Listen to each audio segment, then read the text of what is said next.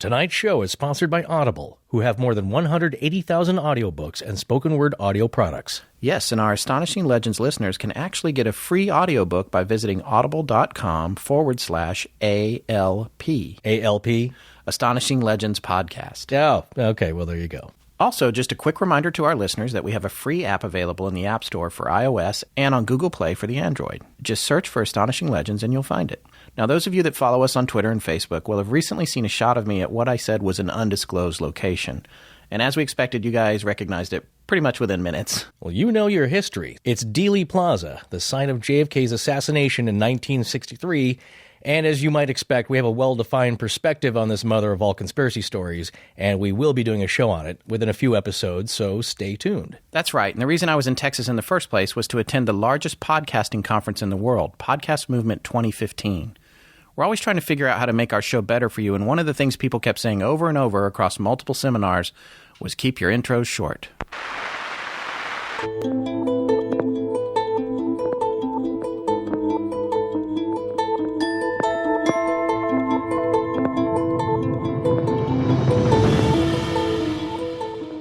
Welcome back to Astonishing Legends. I'm Scott Philbrook, and this is Forrest Burgess.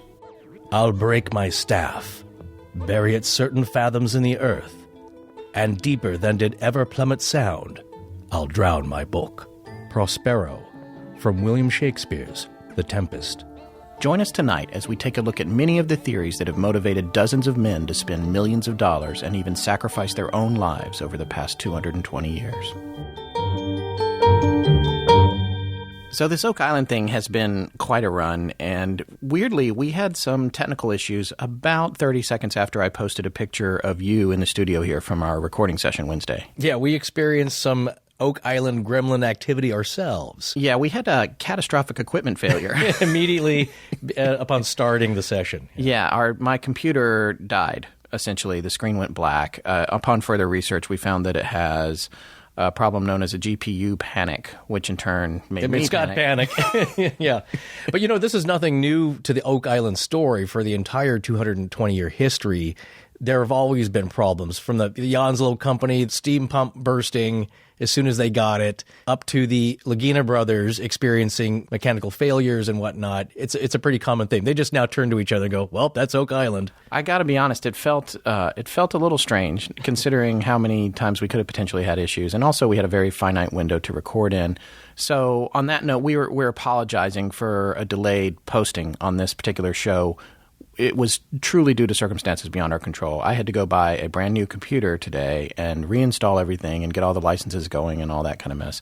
Oh, and to add to all of that, the dongle, which is a software key, that plugs into a USB port, got washed last night. not on purpose either. Not on purpose. It wasn't dirty. Yeah, I went through the washer and the dryer, but I did the old bag of rice trick, and it seems to be okay. Yeah, so we're not really sure when you're going to be hearing this. Yeah. I don't know what day as of right now. That's why I think, if we don't know right this second, but I'm pretty sure we're going to release a little announcement on Friday. In lieu of that, if you want to keep track of how we're doing, or if anything's going to be delayed, or when something's going to be posted, and we will almost never have delays because we're sticklers for that. But it's a good idea to follow us on Twitter, because all of our updates are there. Just go to Twitter and search for Astonishing Legends. And that's a good place to stay on top of, I was looking for the show. Why isn't it there yet? Or why didn't the show notes get posted? All of those kinds of updates are going to be there. Yeah, and a quick side note, we'll be taking a 1-week hiatus after this show to provide our respective neighbors with proof of life and make sure Scott's kid recognizes him. So we'll be back on August 28th. With a new show. Nice. 2 days after my birthday. Oh, nice. Yeah, that's good. Also, I should warn everybody, my southern accent's going to be a little dialed up because I just came back from 5 days in Texas, and in addition to that, my in-laws from North Carolina have been staying with us. So y'all get ready. Yeah, that's what he actually sounds like. Yeah. Anyway, this is our second multi-part historically focused special, really. The first one being our two-parter on Amelia Earhart, which we did pretty early on when we first got started. That show was a lot of fun, and I think Forrest and I both learned things in our research that were new to us. One of the great things about that series was that we both felt like when we got through looking at all the available evidence, we had strong opinions about what probably happened to Amelia.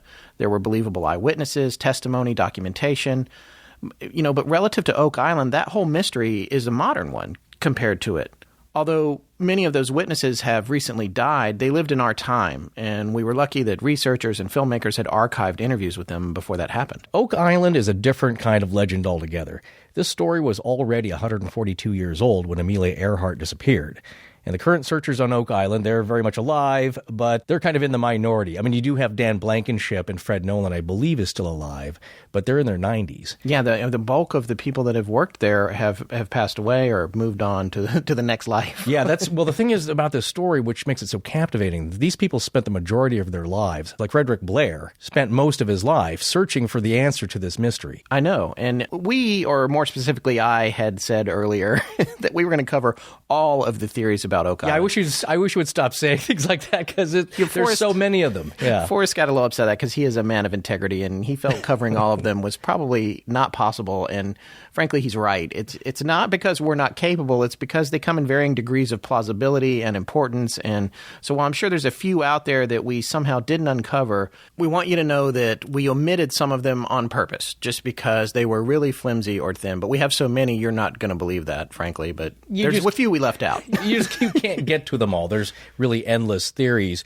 And you're never going to satisfy everybody. But what we realized in researching the show is at some point you just have to stop and you have to record.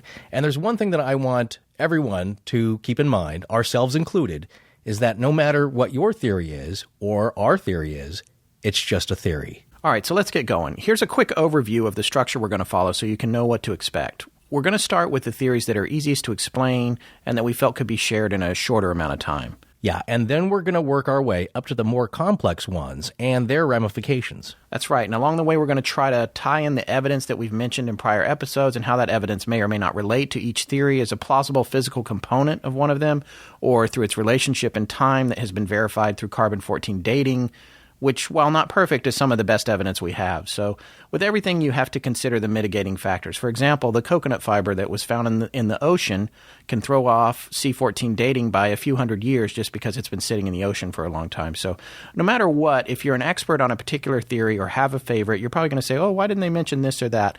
It's because it's our job to cull this down as much as possible. So the truth is each theory could be its own show, so we have to abbreviate in the interest of covering everything the way we like to do it.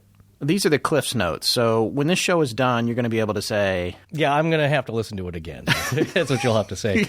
And we apologize to anybody if we don't get to your favorite theory. So starting with some of the simpler ones, and one of the very first ones it's kind of big but still simple and easy to understand, is that the whole thing is a hoax or a misunderstanding. Well, I'm not going to say hoax, but maybe a misinterpretation of what's there, right? Well, you know, or do people think that somebody created this elaborate thing as a joke? Well, there's some people that think that. There's other people who think it's a sinkhole, that it's a naturally occurring event. There's, skeptics, which we have often counted ourselves as leaning towards, have posited that the original three young boys, hearing tales of piracy and treasure lore all around the area, found exactly what they wanted to find when they went out to the island. They were looking for a treasure, so a sinkhole became a treasure pit because of the imagination of these young kids. By the way, it has been pointed out to me by one of our listeners in Texas who turned me on to a closed Facebook group dedicated to Oak Island. It's pretty amazing. She pointed out to me that it's since been determined that Daniel McInnes was in fact around 40, according to documentation that shows how old he was in 1795 and records for him later in life. So we can't even say that it was three young boys, which it may have been a 40-year-old and a couple of younger guys. I don't know. Things get complicated. Yes, barring all that, I would say then that, as we said from the beginning, some of these dates and actual facts are going to vary depending on the source. But if you listen to the cumulative descriptions of what people have found, then it does make it seem that there's just more to it than, well, nobody found anything. Right. And that was a big thing with me, Scott, is that you can debunk any part of this and say, like, well, there's no proof. All that stuff, the little bits that they found, those were put there by people who wanted to further the dig and get more financing and get rich off this whole thing. I can tell you right now, nobody got rich off of anything. In fact, they wasted their life savings on this thing because they believed in it so much. Yeah, we're estimating based on our research that there's been, 25 or 30 million spent, which already exceeds over 50% of what many people think the actual cash value of a treasure would be that's down there. Yeah. Obviously religious relics notwithstanding, or, important knowledge notwithstanding. Yeah. But it's crazy. There's some folks that say it's a sinkhole, plain and simple, and that the men who excavate it have misunderstood natural phenomena to be evidence of man-made activity. The sinkhole swallowed trees, and that's what the log platforms were, and many of the substances found occur naturally, and that the flood tunnels are naturally occurring as well. By the way, the mainland in Nova Scotia is covered with sinkholes. They're everywhere. We have a link on our website and in the show notes with this episode where you can go read about that. But, if it's just a sinkhole, you have to discount multiple reports of well-constructed wooden platforms, right? Yeah. And the pick marks in the side of the shaft. Yeah, which, of course, people debate that. There were no pick marks, or that it couldn't have happened that way. But the overriding thing, I will say for me anyway, is that with sinkholes and natural geological phenomena that happens, there's more entropy with it, meaning that nature is chaotic. It doesn't lay down oak logs side by side evenly. That's right. And there's debate. Which is how it's been described by numerous groups. And this is the one thing I wanted to also point out is that, yes, you can discount the testimony of all these people, but I'm going to go with that people knew what they were looking at. Maybe they didn't understand all the scientific implications, but they knew when there was something orderly that they were looking at. You know what I'm saying? Like logs were lined up. It wasn't just logs sticking every which way like pickup sticks. Right. They kind of knew what they were looking at. And the pick marks in the wall, there's a lot of clay in that dirt. And if you look on the show, The Curse of Oak Island, when they have an excavator go down, you can see the excavator marks making smooth indentations in the dirt in the sides of the wall where they're digging. Right. So I can see pick marks happening. Yes, I agree. And the other thing is that when trees go down into sinkholes, I don't think that they necessarily form the appearance of perfect logs. They're not going to necessarily be stripped of every branch like a toothpick. Yeah, well, that's what I'm saying, is that there was too much order for these people to count it as... I mean, look, they understood their surroundings. They lived there, grew up there. They knew... well, look, anywhere you go, if you see a landslide, it's not orderly.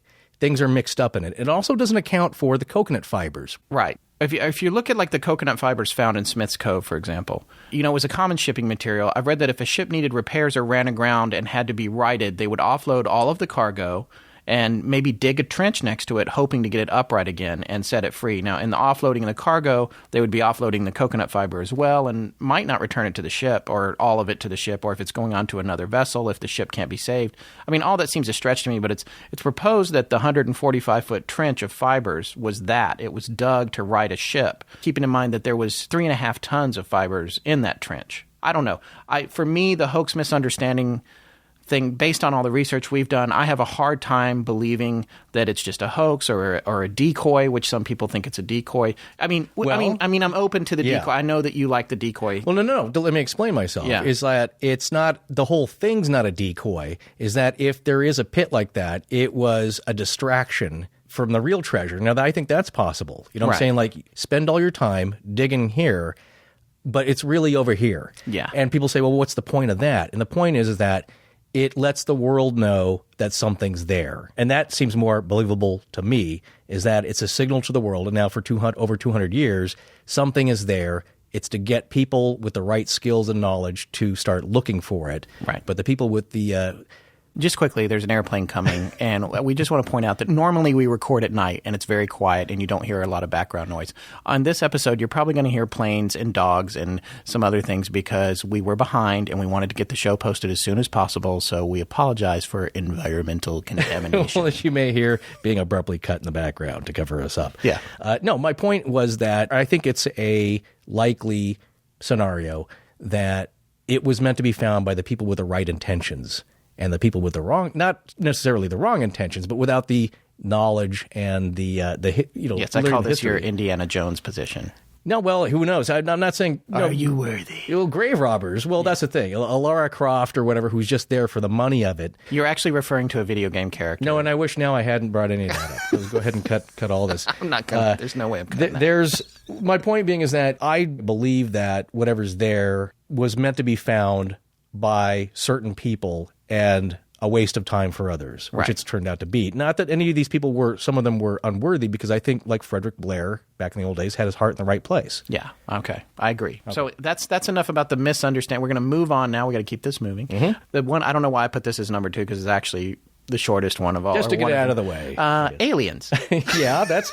No, Where's George Tsoukalos? Aliens. It's not, ancient peoples. There's been no evidence that aliens were involved. There's no non-terrestrial materials involved. Yeah. There's no sightings of spaceships or even light. I mean, there's been spooky lights, but there's more like paranormal things. Well, yeah. I'm just going to go ahead and say, if aliens are your favorite Oak Island theory, that's great, good for you. I'm not on board with it. Well, I think if you're on board with any of the alien stuff, you're going to have to consider the fact that aliens are advanced, and this thing doesn't show any super advancement. It shows some very clever engineering. Yes. Certainly marine engineering and mining skills and technology, but of an older date. Yeah, and also it's a little crude for aliens. If you're an alien and you're already visiting from somewhere else, you can bend space and time. Why not just come back when the time is right for whatever thing that you have with you? Yeah, I don't. It would be it'll be a little smoother execution.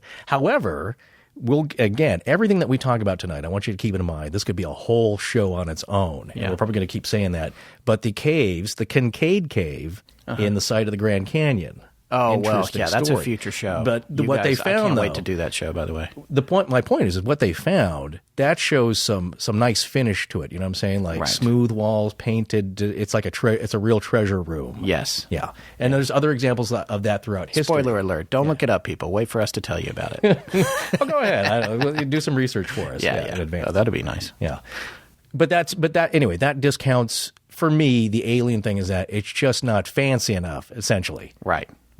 All right. So next theory, and I think you have more to say on this than I do, but I knew that you had a position on it, was that it was some kind of mine. Well, I've heard people say it was maybe a mining operation of some kind, because certainly all the earmarks are there, cribbing, steel plates at some point, and air shafts were used, and some other mining technologies. The charcoal that was found, that, as we mentioned previously, was used to draw fresh air down there. Oh, that's right, because you would set it on fire and it would have a chimney, and yes, the oxygen would be needed by the fire to keep going. It's going to pull fresh air down there. Right, and the chimney takes the smoke and everything up. Now the things for me, the chimney, that's limited to how tall you can make your chimney.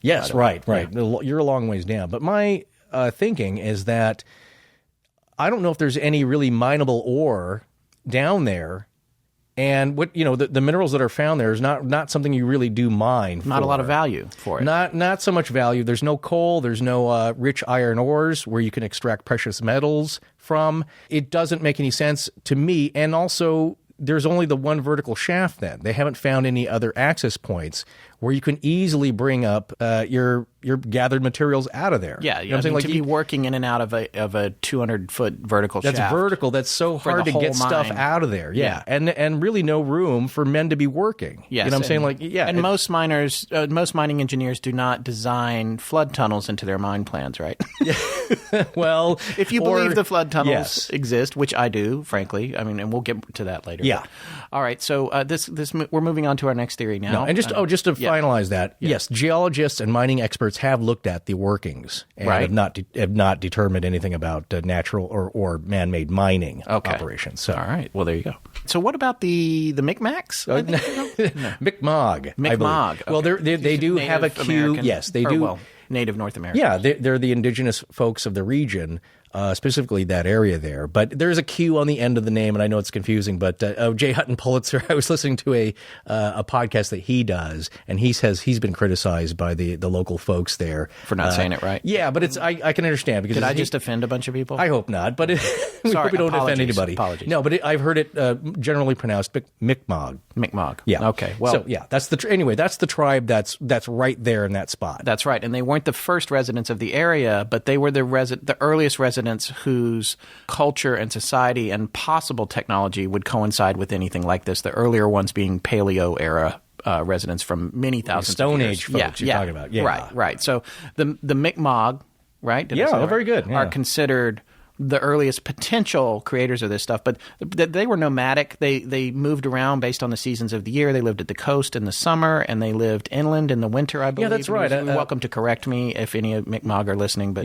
yeah. No, there's evidence that what they would do is that in the warmer months, because we said that they get very cold weather up there, kind of inhospitable. During the warmer months, they would be near the shoreline gathering, seafood and fishing and this and that. And then when it got really inclement, they would move inland for the shelter from the weather. Right. The main thing about them is there's no evidence that they were building complex technical stuff like this. They were more making probably pretty amazing shelters and things that they could take down and put up and travel with or not travel or whatever. But they have there's no history of them doing complex engineering projects back at that time, they're right? really, you got to think about that. Indigenous peoples are really just more concerned with surviving. Yeah. They don't have a lot of free time to be digging tunnels and putting in cribbing and all that. Right. And mixing crude concrete. And there's also really no evidence, I believe, of a camp really on the island anywhere. That's right. Yeah. That's right. That's a good point. And so then we're going to get down to some of the... Oh, did you mention Atlanteans? That's another... No, I didn't. Please. What should we say about the Atlanteans? That ties in with the extraterrestrial bent, is that it's really not technologically advanced. However, Francis Bacon, who we're going to get to later, called the area the New Atlantis. Right. Or that was we're getting into his theories there, but he saw it as possibly a new utopia. Oh, okay. But really nothing to do with the Atlantean. A tiny island with a hole in it? Well, Atlantis. Utopia? Yeah, okay. Atlantis. They're, with the whole area. But my point is that if you've read anything about Atlantis and maybe a little bit of Edgar Cayce or some of the other theories, is that they had advanced technology. And it would look a little bit better than what they found there. So, and again, back to, yes. Put that with the UFO thing. Right. All right, so now let's get to some of these ones that have a little more meat on them. We've moved through our appetizers. We're getting to here the first course, right? Scott's wedge salad with the caramelized bacon bits. Yeah, he knows me too well. Okay. Bacon. Anyway, so we're going to talk about whether or not this was sort of an elaborate mechanical device. Now, this one from a comedy standpoint, and I'm married to a comedy writer, so I'm always seeing the humor in things, and there's a certain amount of humor for me, and don't tell the Laginas or Mr. Blankenship this, in the idea that they're excavating a mechanical engineering project that has no treasure to be spoken of. It's just they're taking apart some elaborate system that somebody built in the past, which has archaeological value, but it's certainly not going to repay the investment. Yeah. It will in knowledge. But in the past, we talked about the various remnants of original cofferdams and the new ones that were built by Oak Island treasure companies during recovery efforts. Now, cofferdams are built out into bodies of water to restrain the water in what would normally be an inundated area, right? So they have been built throughout history when a more elaborate dry dock system may not be feasible for whatever reason.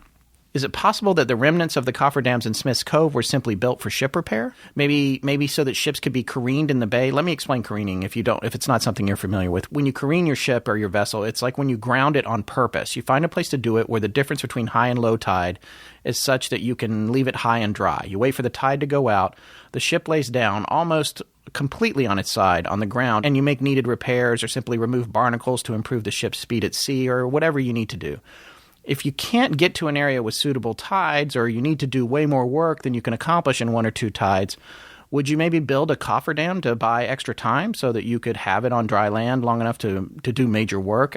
To me, it doesn't seem like it. It seems like if you're going to careen your vessel, you're going to find a private place to do it, because if you were going to careen in Smith's Cove, it faces south, technically. It's sort of towards the ocean relative to Mahone Bay. And it would be partially obscured from a long view at sea by two islands, Refuse Island, I'm not sure if I'm saying that right, and Big Tancook Island.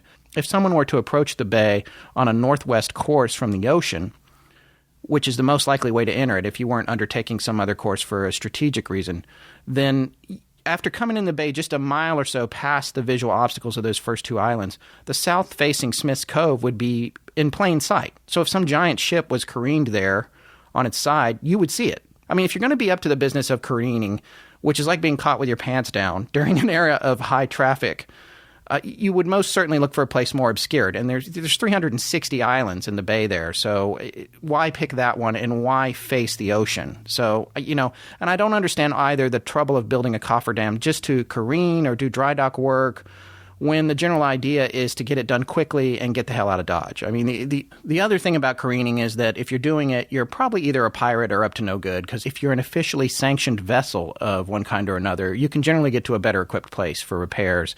And if you're in worse shape than that, you're either sinking anyway or you scuttle the ship, you burn it to the waterline so it won't fall into enemy hands. So it just doesn't make sense to me. There are many better concealed locations to be doing that kind of work in Mahone Bay. And the other thing is the tide. The tide there is only 1.5 meters. It's just not that much. There's nowhere near enough water coming in and out to careen a vessel. Even modern sailors working in an emergency situation, like if they're in a remote area and they've got a problem, they look for a 10 to 15 foot tide just to careen a 20 or 40 foot vessel. And we're talking about ships that are much, much bigger than that. So this idea in general was first put forth by a guy named George Bates, who was a land surveyor in Nova Scotia.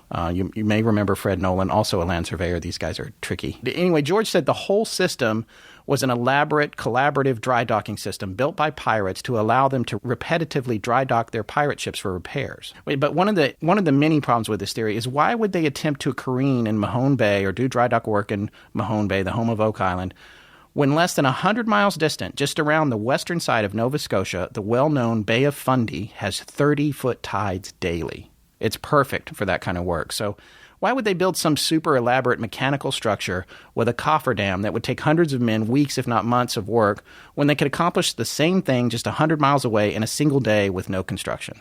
Yeah, there's better built ports that were around there. No, there's certainly no shortage of shipping activity. Right. Pirate or otherwise. Certainly a lot of pirate activity. But yeah, George Bates, from my notes here, says the artificial beach was possibly lowered to accommodate the draft of incoming ships, and a hollow chamber below the island could have been used to drain the cove, Smith's Cove. Right. And then, pumped it out again. Again, that's a lot. That's a mechanical kind of thing, but it's a lot of work. And as you pointed out, and I've always thought about this, is that whatever's there has taken a lot of side work. I mean, the milling of lumber, you got to cut it down, limb it, you have to plank it. That takes a lot of manpower. Right. In addition to the design and the planning of the whole thing, it's a lot of engineering expertise here. Right. Oh, and one thing that kind of ties back to the natural pit flooding idea is that, and there was a 2-week study done, conducted by the Woods Hole Oceanographic Institute in 1995. That's right. They commissioned it at the time. That was the $100,000. Yeah, I'm getting the info here from Wikipedia. Yeah. It was on the invitation of Boston area businessman David Mugar, and they claim it's the only known scientific study that has been conducted on the site. And they ran dye tests in the borehole, and they concluded that the flooding was naturally caused by interaction between the island's freshwater lens and tidal pressures in the underlying geology. Okay. And that refutes the idea of artificially constructed flood tunnels.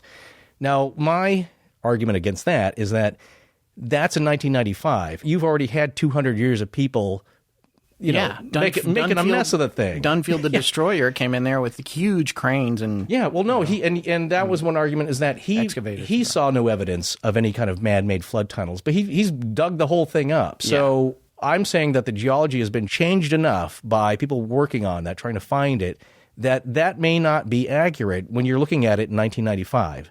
It may have gone back to certain natural processes. Well, and we pointed this out in part 3. Woods Hole, even though they couldn't conclusively say that they found anything man-made, they did feel that something was up. They wanted to continue, and they actually put forth a plan to come back, and the budget was so high they couldn't do it. That's another thing that's been proposed again and again, that the government of Canada or an institution of higher learning, somebody take a look at this, from an archaeological standpoint. I think the reason, though, is that they've not found anything concrete. Like there's no cave paintings or artifacts that are substantial enough that they can look to and say this warrants the cost, because it would certainly still be tremendous cost to go take a look at it. Right. And you had made another point to me outside the studio before about if this thing is such a brilliant invention, right, if it was a contraption designed to lower the draft of ships coming in, so that larger ships could approach the island or a small island, and it was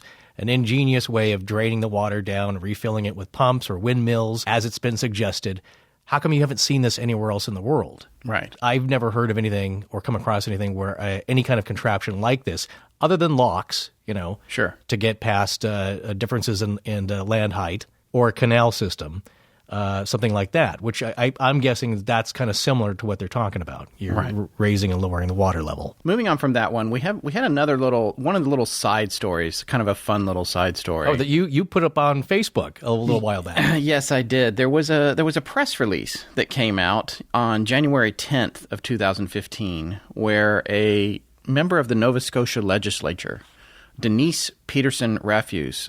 Same name as that one. Is it really refuse? I don't know. Refuse? No, I have. Oh, yeah. I don't know. I Not can't making claim fun it. of the. Certainly, I'm no. Well, it's also the name of one of the islands, I think, that I said obscured the view of Oak Island. Oh, okay. Was All right. Refuse. Anyway, sorry to throw you off track Anyway, she, member of the legislature, January of this year, 2015, as we're recording this, she came out apparently and said, and I quote, "The Spear of Destiny and other historical and religious artifacts have been found on Oak Island," end quote. She was quoted as saying. She was quoted. That's in quotes. There was a okay. press release released, and it goes on to indicate, yes, that the Spear of Destiny has been found there. We should tell our listeners, what is the Spear of Destiny? Oh, boy. It's just cursorily, no, I've Wow. added a twist to it, so it's mine now. Yeah. Looking at the documentation for it, there are lots of theories. Well, the main theory here is that it was the spear tip, or the whole spear itself, of a centurion named Longinus. Yes. And he used it to pierce the side of Jesus Christ while he was on the cross being crucified. That's right, to make sure he was in fact dead. Well, there's an interesting theory of why that's done, and it sounds, in one sense, it's cruel, in one sense, it's maybe pain relieving. Is that when your arms are nailed above you for a long period of time, or just hoisted above you, your lungs fill up with fluid, and it becomes very difficult and laborious to breathe. And so one thing they did was to pierce your lung. That would release the fluid. It made you live a little bit longer with less pain, but it also made you live longer, while you're being crucified. So, I'm not sure why that was done. Your goal in the crucifixion. What kind of crucifixion How long you want to you stretch that out. Do you want to be more comfortable for a longer period of time, or do you want to be really uncomfortable and die quicker? So, right. Anyway, this is an important artifact. Yes. There's lots of legend and lore about this, that whoever holds the spear will rule the world. And there's tons of,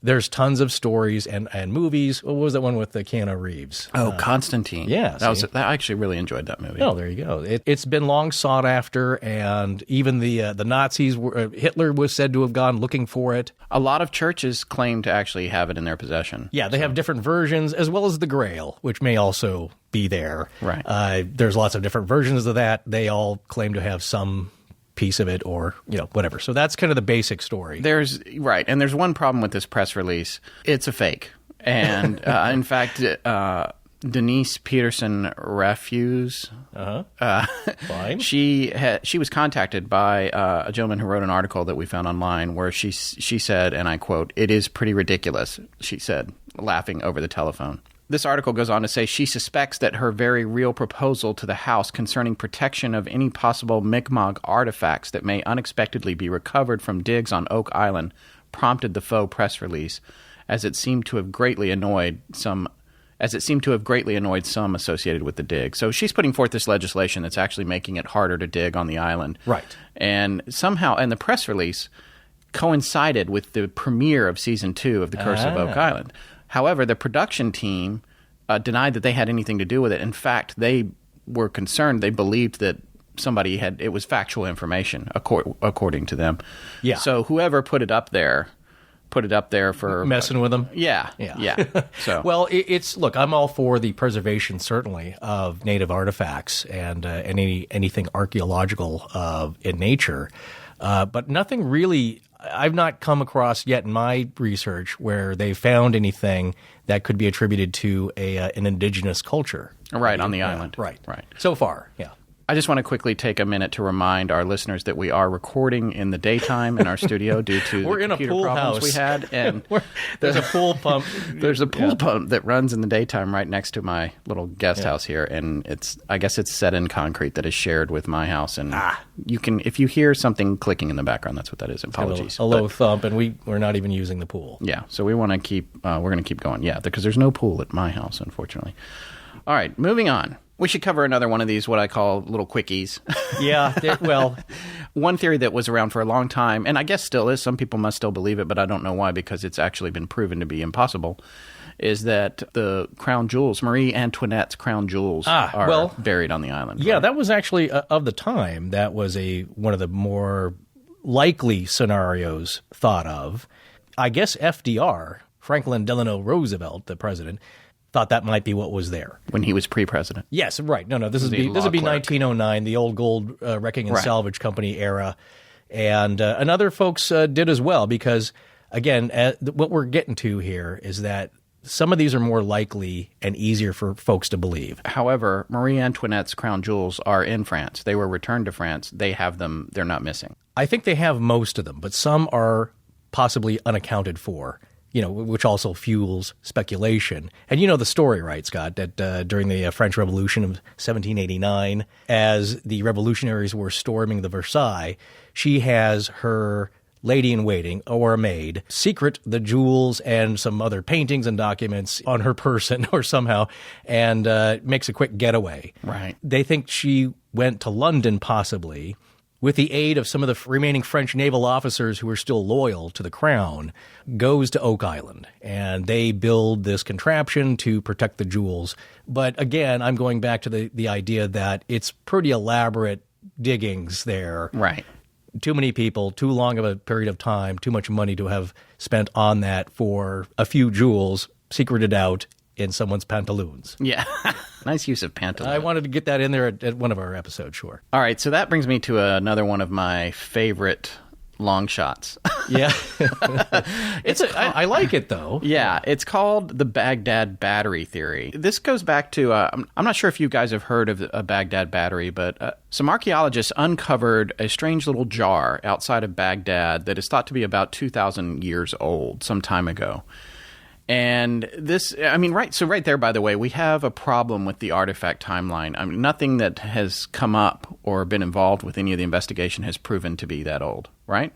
Well, it's attributed to a paper which was authored by Wilhelm Koenig, and he was a professional painter and an assistant at the National Museum of Iraq in the 1930s. That was his conclusion, is that he thought it was was a battery. Yeah, that because the appearance and what was found. It's a clay jar with an asphalt stopper, and in the middle of bitumen. Yes, and in the middle of the stopper is an iron rod, and then around the rod there's a copper cylinder. If you fill something that's constructed this way with an acidic liquid like vinegar or lemon juice to act as an electrolyte solution, it actually creates a very small electrical current. Yeah, known as a galvanic cell. And you can get some current out of it. I think kids in science class will make a battery out of a lemon. Right, exactly. It's that same kind of project. But that's why you don't drink the contents of your car's battery, because it's acid. Yeah. But it's used to basically, I think it's a difference in charge between the... Can I just ask you, who is going to drink the contents of their car battery? It's happened. What would make you... Okay. Well, anyway. No, you know what? You have to be careful in the old days because they would blow up on you. Oh, yeah. Gases are released, and a lot of times you'd go looking under your hood when the car's overheating, and bam. That happened to my great-grandfather. There you go. See, yeah, it really happens. He got really lucky. He happened to be wearing glasses, and it protected his eyes. Nice. Well, that's what, Koenig thought, though, that not that they were generating it, running Walkmans off of it or anything, that he thought it was used for electroplating gold and silver objects. Well, I have more on that, actually. Oh, good. Let me tell you about it. First of all, Mythbusters, one of my favorite shows in the world. Yeah, it's pretty good. Jamie and Adam built a bunch of these in 2005. They built 10 of them, and they connected them all together. And in the old design, like with a... Yes. Wow. Yeah. Wow. And they managed to get 4 volts out of them. All right. It'll power your iPhone. Yeah, maybe. So the original theory was, like you said, that maybe it might have been used to electroplate jewelry, but that actually was later disproven as it wasn't really an effective way to do that. So in recent times, there's not a single living archaeologist right now who thinks the original artifact was a battery. If you can believe that. So they all now think it was something designed for long-term protection of important scrolls and documents. Yeah, I guess the idea is that the iron rod or the metal rod in the center, you'd wrap that around, and then the hammered copper sheet that went around that was kind of a protected. But there was no jar, right? I think in the original, the idea for that, for protecting documents, that was one unfound thing. But getting back to the pit on Oak Island, somebody thinks it's a giant one of those. Yeah, they think that the recovered evidence points to it. I'm not sure where the 200-foot iron rod went. Well, it's broken up. They found wire or down the there. 200-foot copper cylinder.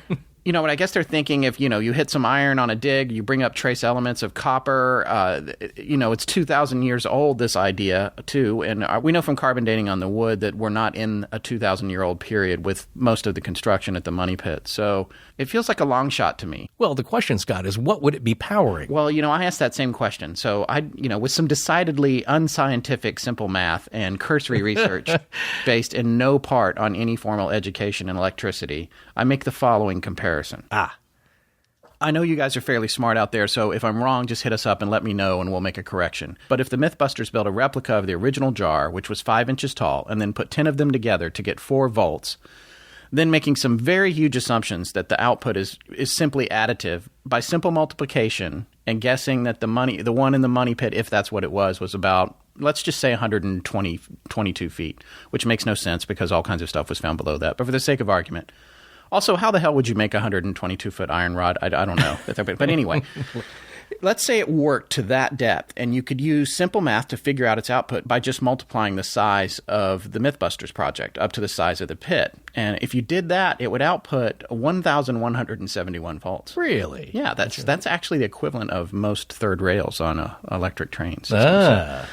So back when the money pit was built, regardless of which theory you subscribe to, that would have been like 1.21 gigawatts right there. Powering the Oak Island transit system. Yeah, so maybe Doc was there and he couldn't get out. He couldn't get back. Needed a way back. Yeah, so they built this thing. I don't know. Well, you know, there's other theories of, not to get off on too much of a tangent, but the pyramids, they think, may have been used to generate electricity because I believe, now I don't know if this is apocryphal or not, but lower underground hallways and tunnels have scorch marks on them of a massive, some kind of energy output.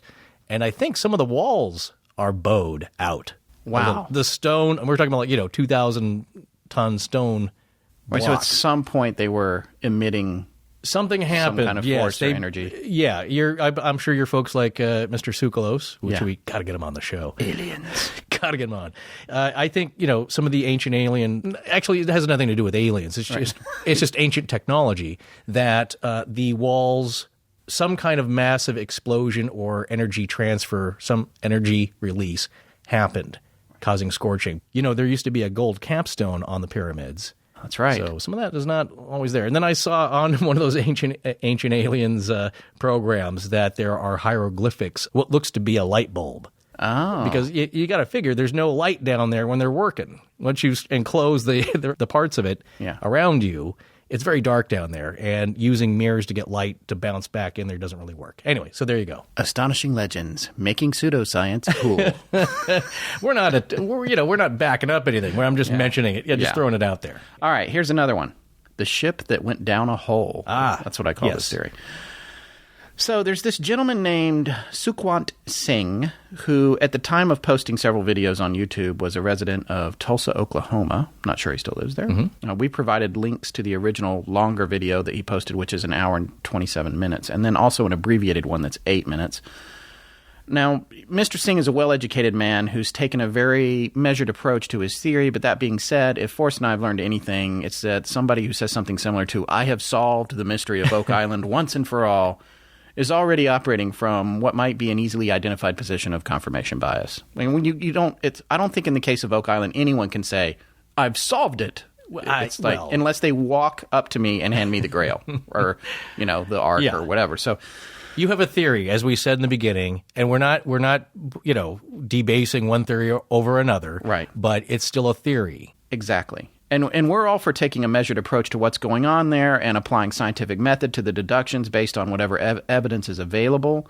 But one thing we have seen time and again with nearly everyone who thinks they've got it figured out is that once you set your mind to thinking that you're right, it becomes easier and easier to make evidence fit your theory. So that's confirmation bias, which we talked about in the Amelia Earhart show. Yeah, it's an investment in time. He built little models and did a presentation. And if you've got an hour-long presentation, right. You've spent a lot of time researching it and developing your line of thought. Yeah, confirmation bias is rampant in any mystery that has been examined by several parties, and sometimes it seems to me like the more educated or experienced that people are, the stronger they feel about whatever their position is. Now, I'm not saying that Mr. Singh falls into this category. I'm just saying that at Astonishing Legends, we're always wary of someone saying mystery solved, especially when it so obviously would not be considered solved by anyone other than the person saying it. Sure. But on the other hand, some mysteries do get solved. And if somebody solves one, then of course they're going to say that, and they should, we suppose. But at some point you can call something... Anyway, I'm rambling. Yeah, okay. So what does he think is down All right, there? so Mr. Singh posits the theory that the money pit is in fact the remnant of a 1,000-year-old Viking ship that somehow became stranded on shore and was sucked into a sinkhole at a nearly vertical position. And in this process, it was dismantled and partially disassembled so that the recoverable portions of the ship could be properly buried, because Vikings would bury their ships. Their ships were very important to them. Yeah, they found one that was under a swamp or... Right. Yeah, and the buried portions were often put underwater, under rocks, and he suggested that the structures that make up the finger drains in Smith's Cove are actually designed to cover ropes and rigging that would have been there to handle the 1,000-square-foot sail on this vessel, which they would have removed after it got trapped. So...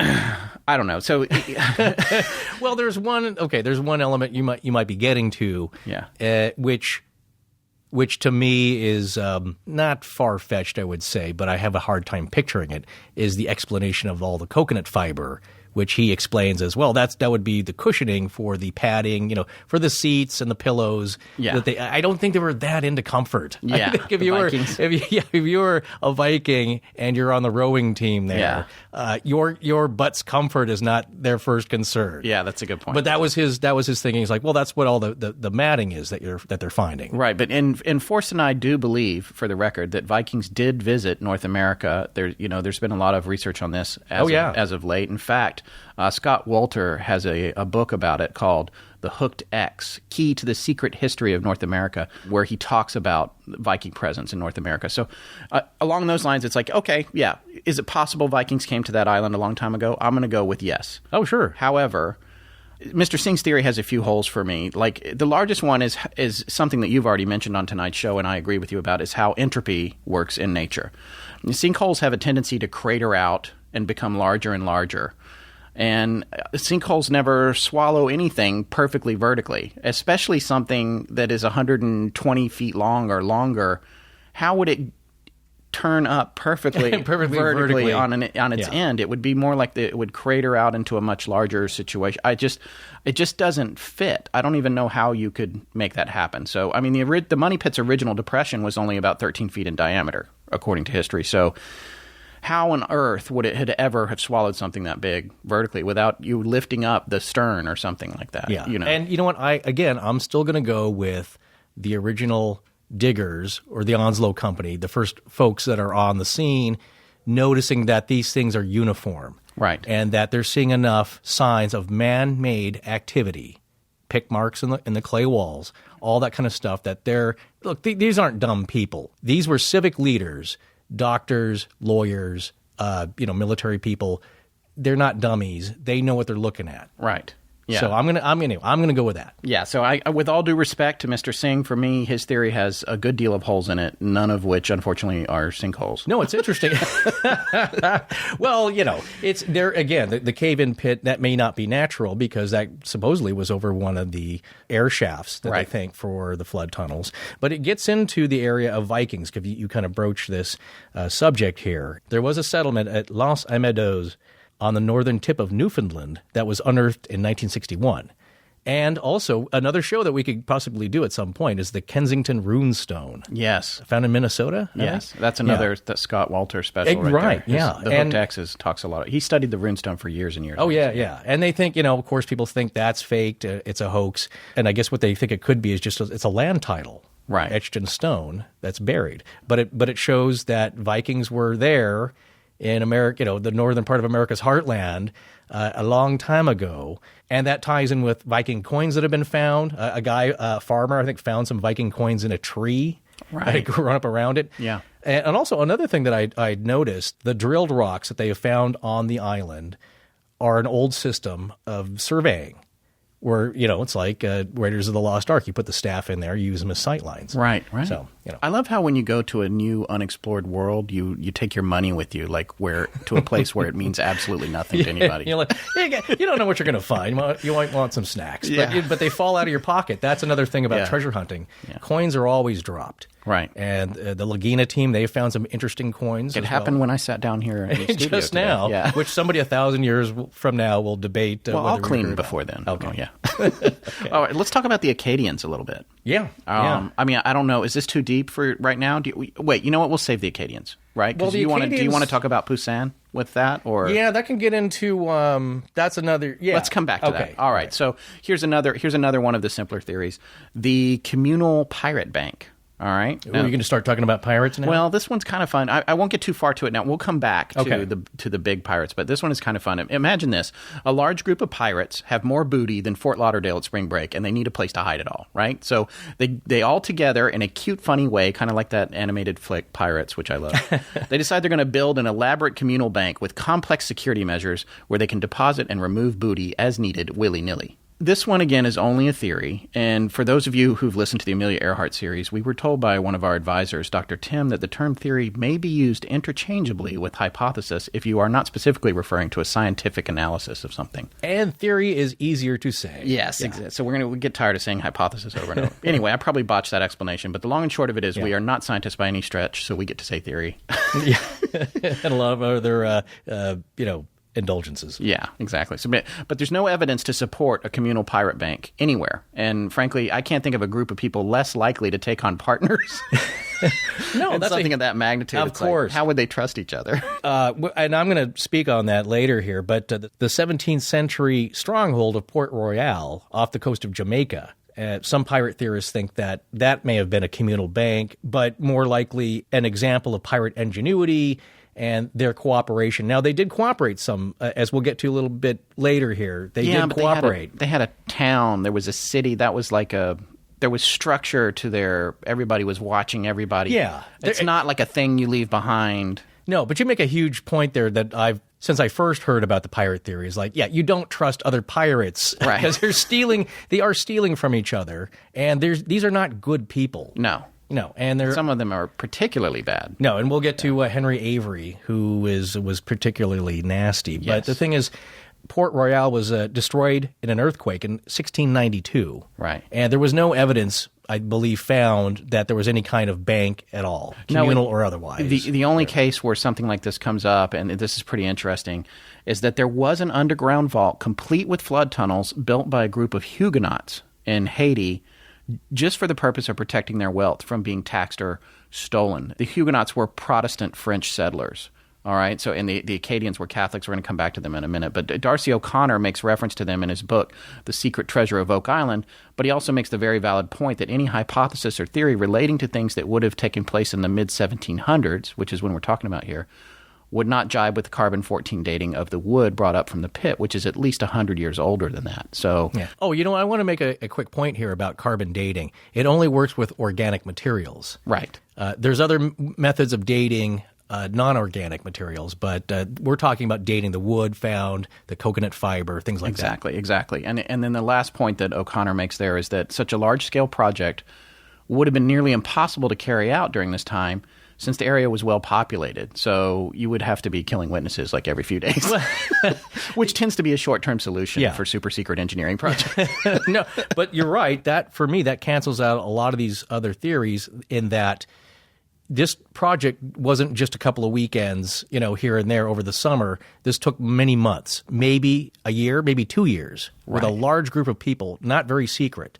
And if you're a pirate crew or even a military expedition, you want secrecy, and by the dating of this time, there were already settlers in and around there, right? Who may have seen your ships come in, and they're going to, of course, wonder why you're there. Exactly. Well, all right. So here's another fun one that I really enjoy. I'm having a hard time buying it. It feels very trolly. If you guys know what trolls are on the internet who like to trick people, but there's a gentleman named Andrew Goff, who is not a troll, by the way. He's a legitimate researcher, who was contacted by an informant in 2006 who called himself Will. And Will said that he had dove on the area around Oak Island several times on behalf of a secret organization funded by a Spanish millionaire. Ooh, all right. Already interesting. So Will actually wrote a few letters in to Mr. Goff and also to threaders on, I guess, Mr. Goff's site or another site regarding Oak Island. Here's one of them that you should hear. My name is Will. You wouldn't have seen anyone digging or excavating on Oak Isle, or any isle for that matter. We were 300 yards from the shores using a submersible to tweak the tubing system that harbored a tar capsule that has moved back and forth between islands since at least 200 AD. This is the first and last time I will mention how our efforts truly went about near those islands. This is the first and last time I will mention how our efforts truly went about near those islands, because otherwise I'll be sued into the Stone Age by a very powerful group of individuals that some compare to the supposedly non-existent Illuminata. The capsule settled in the lowest part of this thatch and tar tubing system, and we retrieved the items of interest. Basic physics. The key was not digging on any islands, which caused a reverse vacuum of sorts for this sliding capsule. Is there any traditional treasure on the island? Most likely. Not in the manner of the pharaohs who died with all their treasures, but definitely some very, very valuable things. Good day, Will. P.S. The Spanish shoe was a decoy to throw off the hunt in 1755 or so. The engraved rock was not. The pentagram map has validity to it, but I don't know its relevancy in relation to other treasure. And then he goes on to say, there is something on Birch Isle that could retire most men, but I'm not sure exactly what it is. But I am 100% positive it exists. The staff of King David or some sort of scepter, he says with a question mark. There were no plans to return to search for it. The capsule was found, and that was the only goal. So, getting to the point, what he's saying is that there's an elaborate mechanism, and there's this capsule, which to me sounds a lot like the thing they shot Spock out of the Enterprise in. And inside it, and it's covered with tar. You know who he said is in there? Not Spock. King David. Oh. No less than King David. Well, the father of King Solomon, who slew Goliath with a sling. I think roughly he's kind of dated to have lived around 1040 to 970 BC, or before current era. And there you go. But yes, a big deal. According to this guy, Will, they actually recovered something from the capsule that was more important than King David's body, and it was something relating to one of King David's favorite wives, Bathsheba. And they took it to Panama or something. There's this whole elaborate story going on. And we're not going to cover the whole thing here just because we think you probably are better off just going to the link which we have on the website. It's a truly fascinating story. The last thing that I will read is one of the last letters that Will sent to Mr. Goff. My name is Will de Leon Dubois. I am the adopted son of a recognized London-based scientist and a quite yet brilliant forensic archaeologist whom has been well funded by a petroleum tycoon for the past 12 years to find a particular religious, possibly fabled item. Dubois is my real father's name, whom I recently reached out to 4 years ago, and in honor took his name. Everyone on this site acts and appears to be an expert on Oak Isle. Even the property owners of the X10 site and surrounding areas act like they know something about what is buried beneath their heels, yet not a single shred of evidence of anything substantial has ever been found, minus a few pathetic artifacts that any donation store or standard flea market could provide. I can say that you are all right and all wrong. This is why. Instead of putting your unquestionably formidable minds to use to discover the truths about one of the world's greatest mysteries, you slander and quibble over who is right and who is wrong, who said what or how. Try concentrating on your constants, your variables, then see what remains. Right. Many of your theories are eerily accurate, but others have lambasted your ideas, which decimated the correct path that took years to theorize. Are you people afraid of knowing the truth, the real truth? Are you just afraid your theory is not right? What is it? Ask yourself who benefits the most via tours, books, websites, etc., and there is your problem. I can't say much about our previous operation until 2 months from now, when pictures will be available and more info will be provided directly to me so I don't get it wrong. Heaven forbid I'd never hear the end of it, would I? So he's obviously been slighted by this message board. He thinks it's too much infighting, which, by the way, yeah.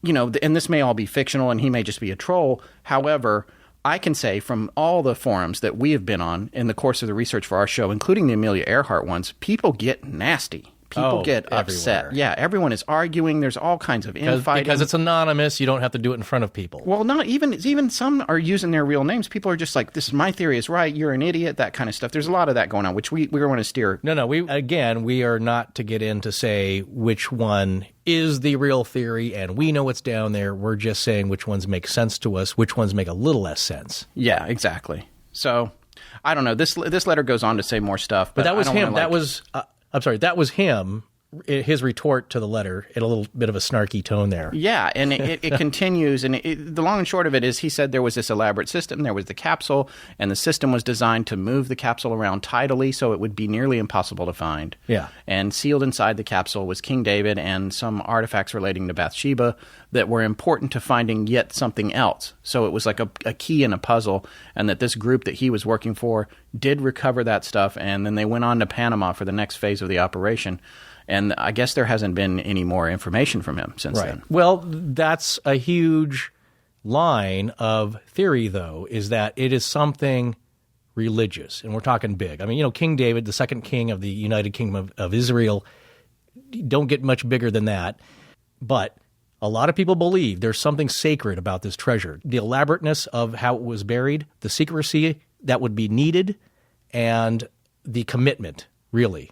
Yes. Not just a few coins. Yes. So that's a huge thing. I kind of believe that. I'm along those lines. Or, like I said, sadly, and in a dark comedy kind of way, it was just some kind of contraption. You're thinking, no, you know what? I also like the line that all this rigmarole has happened over some simple misunderstanding or misinterpretation, along the lines of David Mamet's movie Homicide, where, it's all this terrible stuff happens to this guy because he misinterpreted a scrap of paper, essentially, which is, it turned out to be nothing that he thought it was. Right. That's a very good point. All right, so here's kind of one of the last ones that I want to cover before we change gears to the heavy hitters. This one regards Francisco Pizarro.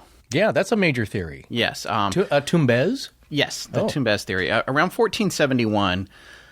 Francisco Pizarro was born. Now, talk about rising from nothing. This guy was the illegitimate son of an infantry colonel and a poor woman from Trujillo, Spain. Hopefully I'm saying that right. He was uneducated and illiterate, according to Wikipedia anyway. That, however, did not stop him from becoming one of the most effective conquistadors in history. He's responsible for conquering the Incan Empire for Spain.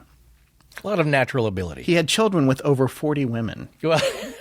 He's adept at something. A lot of little Pizarros out there. Yeah. Adept at something nice. But that's irrelevant to his connection to this theory about Oak Island, which states that during one of his several trips to conquer Peru, he came upon the city of Tumbes, which is alternatively spelled Tumbes and sometimes with a Z. I'm not sure the right way, but you'll know what we're talking about, Tumbes. So anyway, Tumbes had, at the time, a staggering population of up to 180,000 Inca. Wow. And according to history, Pizarro first visited there in 1528. And I'm getting this from Darcy O'Connor's book, The Secret Treasure of Oak Island, to give credit. So during Pizarro's first visit to Tumbes, he noted that the city was fortified, and everything in it seemed to be made of gold and silver. We're talking right down to their daily utensils, They had a ton of wealth and fancy stuff, as they would say in the South. Now, when you're a conquistador, your MO is, hey, nice place you got here. I'm going to leave a few friends behind and go check on some stuff, and I'll be right back. With more guys. Yeah, exactly. With guns. So the whole idea, obviously, being to sack it. So in 1532, it took several years, he finally returned to Tumbes, and the entire city was destroyed, and all the riches were gone. So not by him. Nope. Everything was just gone. So now there had been a civil war taking place amongst the Inca at the time between two kings that were brothers. It's classic, almost Shakespearean, actually. And so it's plausible that they came to blows, and that brought the town down, which is what he heard on the ground from people that were from Inca that I guess were still behind. And the funny thing about that is, greed is at the root of that, which is an irony, because later Pizarro himself would be killed for revenge by the son of a man that was like a brother to him, who he had executed after what's called the Battle of Las Salinas, which was about nothing more than how to divide the spoils of a conquest.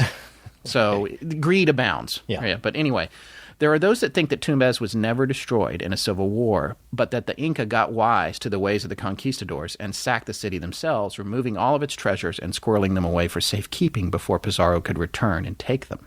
Right? Yeah. So flash forward to the mid-1970s and meet John Wicks. Oh, it's the assassin. No, that's John Wick. John Wick. Oh, with an S. I'm Yeah, sorry. yeah, Different guy, totally. That's the movie they killed the puppy in. People had a problem with Oh.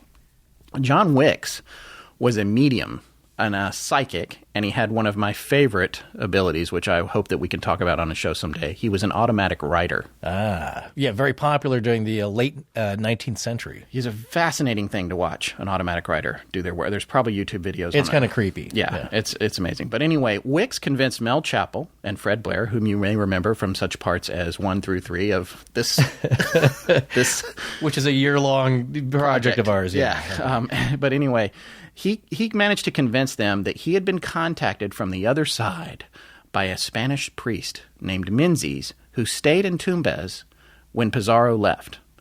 He was probably left behind on purpose, right? But we're going to come back to a Spanish priest coming into the story. Yes, here we are. So later on down the line. This priest told Wicks, through automatic writing and psychic contact, that he had developed a respect for the Inca and warned them what was going to happen when Pizarro came back.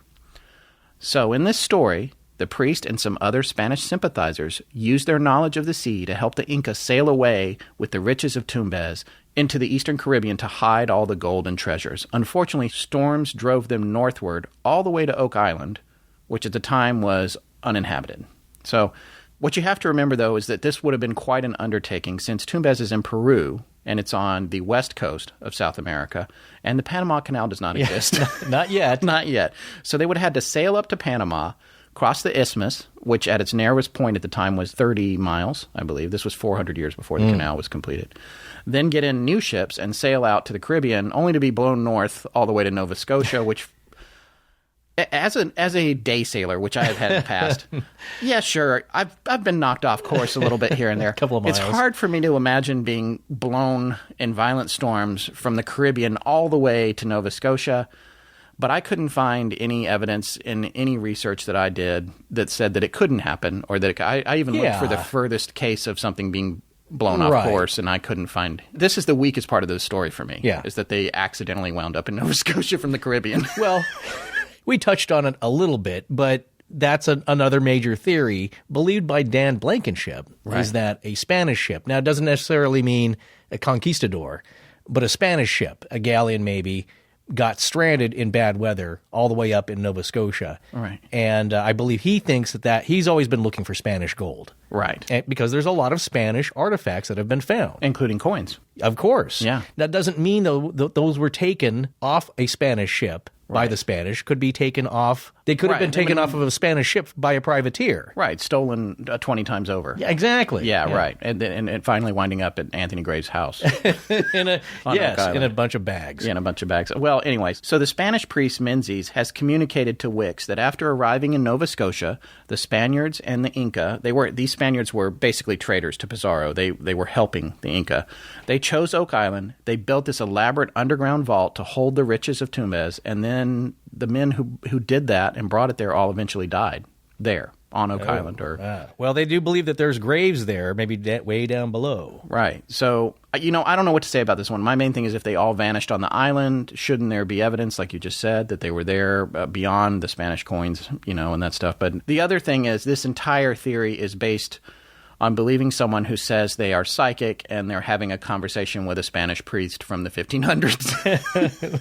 Well, not that we, hey, our show, you've listened to our show. We've encountered a lot of strange things. I'm not discounting that. I'm not trying to, I'm just saying it is a bit of a stretch for me. Yeah. Well, it's based on somebody. No, I guess the thing is Blair and Chappell were quite impressed with this gentleman, Wicks. And he told them, I guess, in one of the sessions that the time was not yet right for the treasure to be found, which is like, you know what, I'm paying you. I don't want to hear that. Like, I don't know if they were paying him, but definitely they were impressed enough to at least give him a listen. Right. But he didn't come up with anything concrete. All right, so that wraps up sort of the easy ones. I also had come across one that said Sir Francis Drake had been there, but that no one's found any supporting evidence. So I'm just mentioning it quickly to let you guys know that we know about it, but we don't feel like it's worth covering in depth right now. There's a whole Elizabethan section, of which Drake is part, but also Sir Walter Raleigh and the whole Elizabethan gang. We're going to get to that. Yeah, we are. All right, so before we go any further, we wanted to take a brief minute to mention our first sponsor, Audible, which is really cool because we were big fans of Audible already. So when they approached us about being a sponsor, we were pretty excited. I actually just finished a book that they have in their library called Wool by Hugh Howey. It's a science fiction series. It's pretty cool. It's like a Bradbury-esque kind of thing that I enjoy. Oh, is that the people that lived in a silo in a post-apocalyptic setting? Yes, yeah. They live underground. There's a whole little society. Yeah, I think it's already been optioned by J.J. Abrams or something. It's going to be an amazing movie. Yeah, it's really cool. But one of the coolest things about Audible is that they are connected to Kindle's WhisperSync feature,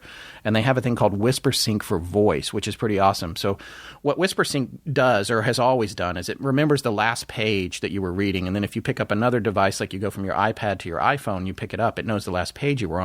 Well, with WhisperSync for voice, you can now alternate between reading and listening to your book, which is really awesome. So if you're reading this book and you really want to keep going on it, but you have to drive somewhere or you want to go jogging or whatever, you activate the WhisperSync for voice feature and it just picks up. And you can listen and you can go back and forth between reading and listening, which I love. It's my favorite way to use it. Oh, that is really cool.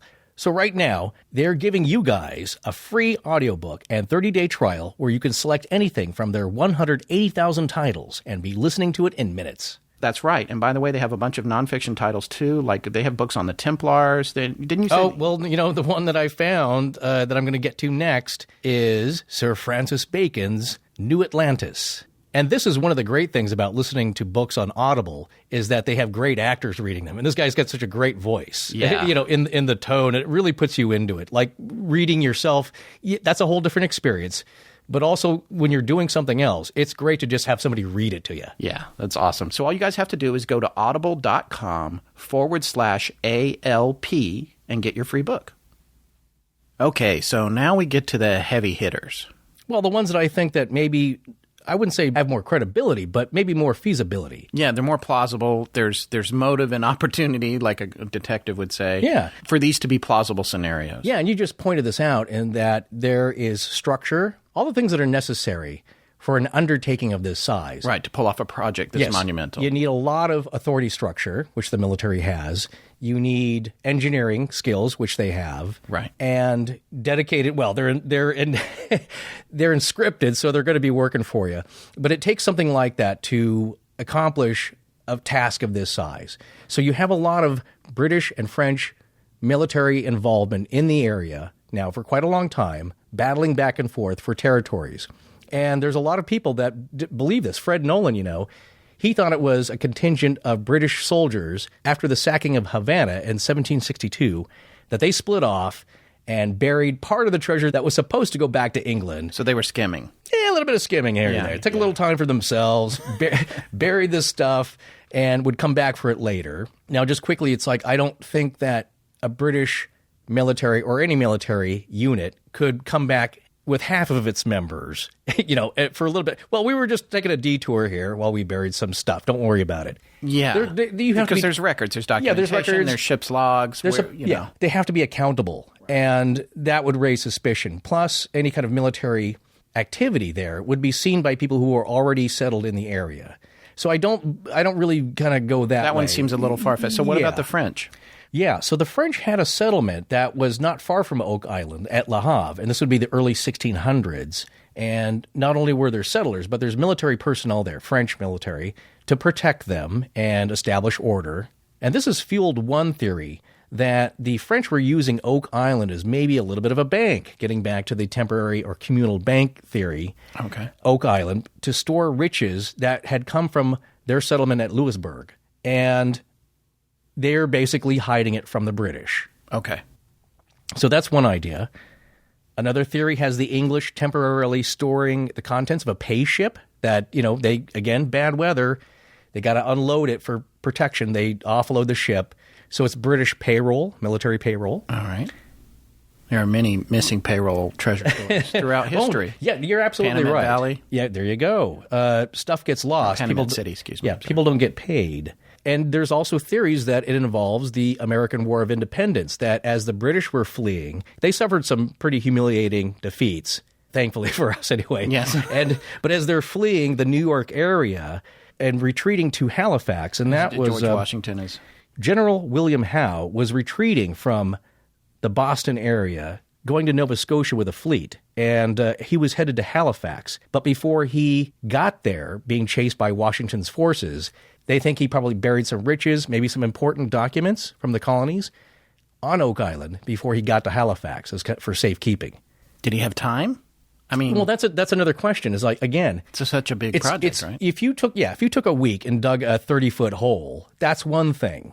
Right. But the other things that have been found there, and I don't think you'd have to dig it that deep. Like I said, I think you could have hid it in the natural terrain well enough that no one's going to find it unless the people, you draw a simple map, put up some stone markers that only you can decipher. By the way, you brought up a point that I want to make sure we make clear to you guys who are listening. The idea that something was there and then moved is a significant idea. It comes up over and over, and again, it's almost as unfortunate for the current searchers as the thing that sometimes makes me snicker a little bit about it just being a contraption or something that they're trying to excavate, or the reference you just made a few minutes ago. Is it possible that it was built to hold something that's been moved? Yeah. How would you know? I definitely think that, yes, it could have been moved. There could be nothing there right now. But I do believe that it held something at some point. Yeah. That was very important to the people. I agree. Hiding it. But that's not much of a payoff for people spending their lives. Well, you don't know. I mean, look, again, it could just be Geraldo looking for Al Capone's vault. and there's a little dusty bottle of wine. And I hope it was good wine because that's all that was there. Right. But it becomes more than that at some point. It's solving a really old mystery that could be huge. Right. It has the potential, I believe.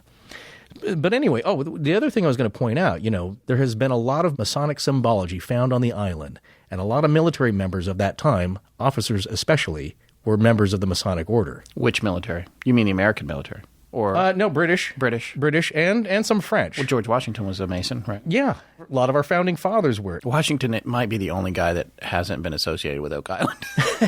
Well, kind of. I mean, he was chasing the British out of there. And there's other battles that they were losing, like at Yorktown in 1782. And the commanders, Jeffrey Amherst, William Howe, Henry Clinton, Cornwallis. So there are some valid points that are made here in that it's an organization that has the ability to pull this off. Right. The structure, the discipline, the reason, all of that kind of stuff. Exactly. Right. So we're talking date-wise now, 1760s to about 1780s now. This would be around the time of the 7 Years' War. So we're going to roll back here, 70, 80. But those time periods are almost too close to when it was found, wouldn't you say? That's another important. I mean, it looked like it was much older. Yes, things were rotten. The logs, the platform logs, they said were rotted. They'd been in the ground quite a long time. So from a timeline standpoint, it doesn't necessarily make a lot of sense.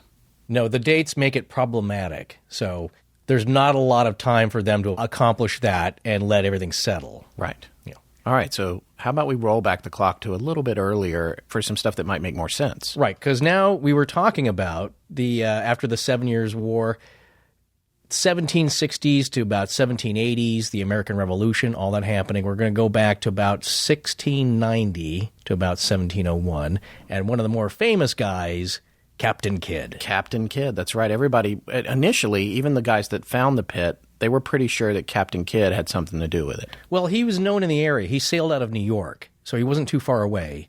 And he was a Scottish sailor, born in 1645, and we know exactly when he died because he was hanged and gibbeted, which means they kind of chain you up and let you rot over over the dock there. Yeah. To be a warning for others. So that was May 23rd, 1701. But before that happened, he had some relative successes being a privateer. And we should explain briefly what that is. Yes, the difference between a privateer and a pirate. It's a thin line, I think, but... Yeah, no, their activities are essentially the same. You just have government sanction for one, being a privateer, and you carry with you a letter of marque and a reprisal, which just allows you, by your home country, to attack enemy ships. Steal their valuables, bring them back to England or France. Whatever your home port is. And you get a split of that. Right. So it's profitable for the people doing it and also the kingdom or country from where you come. Right, and in theory, as a privateer, there are ships that you do not attack that are allies of your home port. Oh, yeah. Well, whereas as a pirate, you can attack whatever you want. Yeah, that kind of got Captain Kidd into a little bit of trouble because there was a couple of instances where he refused to attack a ship, and the crew didn't like that. That was another thing I was going to bring up, is that he was under constant threat of mutiny. There was a funny little incident before he set off. He was commissioned to go look for pirates and do some privateering, and was going to go on this big trip down to the Caribbean. While sailing out of the Thames in England here, he passes a Royal Navy yacht. The custom is he's supposed to salute, and he doesn't. Well, his crew doesn't. So the yacht fires a shot across the bow, to which his crew responds by slapping their backsides in disdain. It's a huge insult. Oh, nice. So the Navy goes, okay, come on over here. Come on. We're going to now take about a third of your crew, or maybe more, and we're going to press them into naval service, which they did not like. They didn't want to do that. Of course not. And Captain Kidd was now in a pickle because he just lost a good chunk of his crew, which he had to go pick up now in New York. And what actually ends up happening is that he's now scraping the bottom of the barrel for crewmen. A lot of them were criminals and former pirates. Right. Yeah, so he's got a nasty bunch on board now, as opposed to the guys he handpicked, which he was quite proud of doing. These guys were constantly threatening him with mutiny, and he had a kind of an unfortunate incident there.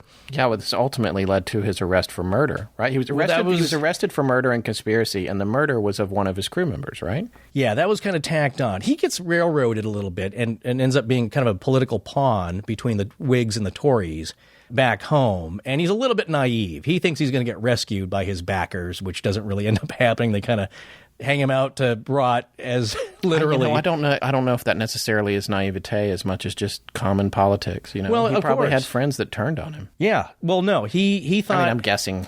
No, actually, no. That's what's documented. Again, he was trying to really stick to the rules mostly. I mean, Kidd and his men did attack the French island of Marie-Galante, and they destroyed the town and looted it, and they got about 2,000 pounds of sterling. So he had some successes, but he wasn't hugely successful. Not the kind of success I would imagine that would facilitate digging. Require a huge cache. Because he had actually buried a smaller cache on Gardner Island. That's true, yeah. Which the gardeners who owned it were aware of. Yeah, he gave him a little trinket there. I think he gave Mrs. Gardner a bolt of gold cloth, which I think is still available to see in the museum there. Oh, that's cool. That's cool. Yeah, but he was kind of playing by rules. He was behaving more like a privateer than a pirate. Yeah. However, there was an incident that led to the death of a crew member, right? Yes. Unfortunately, on October 30th, 1697, they're coming up upon a Dutch ship, and one of the crew members, William Moore, was his gunner on board, sharpening a chisel, apparently, and says, hey, Dutch ship, let's go get it. Well, Captain Kidd, again, he's trying to follow the rules, I would say mostly. His rules, privateer's rules of engagement. The privateer's rules. He's trying to, no, he knows that it will not go well for him if he doesn't. And why does he not want to attack a Dutch ship? Well, King William is Dutch-born, and if he finds out he's attacked a Dutch ship, it's just not going to go over well. So Kidd refused, and then Moore, he calls Moore a lousy dog. And this is funny because Moore retorts, if I am a lousy dog, you have made me so. You have brought me to ruin and many more. Well, that kind of pisses off Captain Kidd, so he throws this bucket, which is ringed with iron, for reinforcement, hits him in the head, fractures his skull. The guy dies the next day.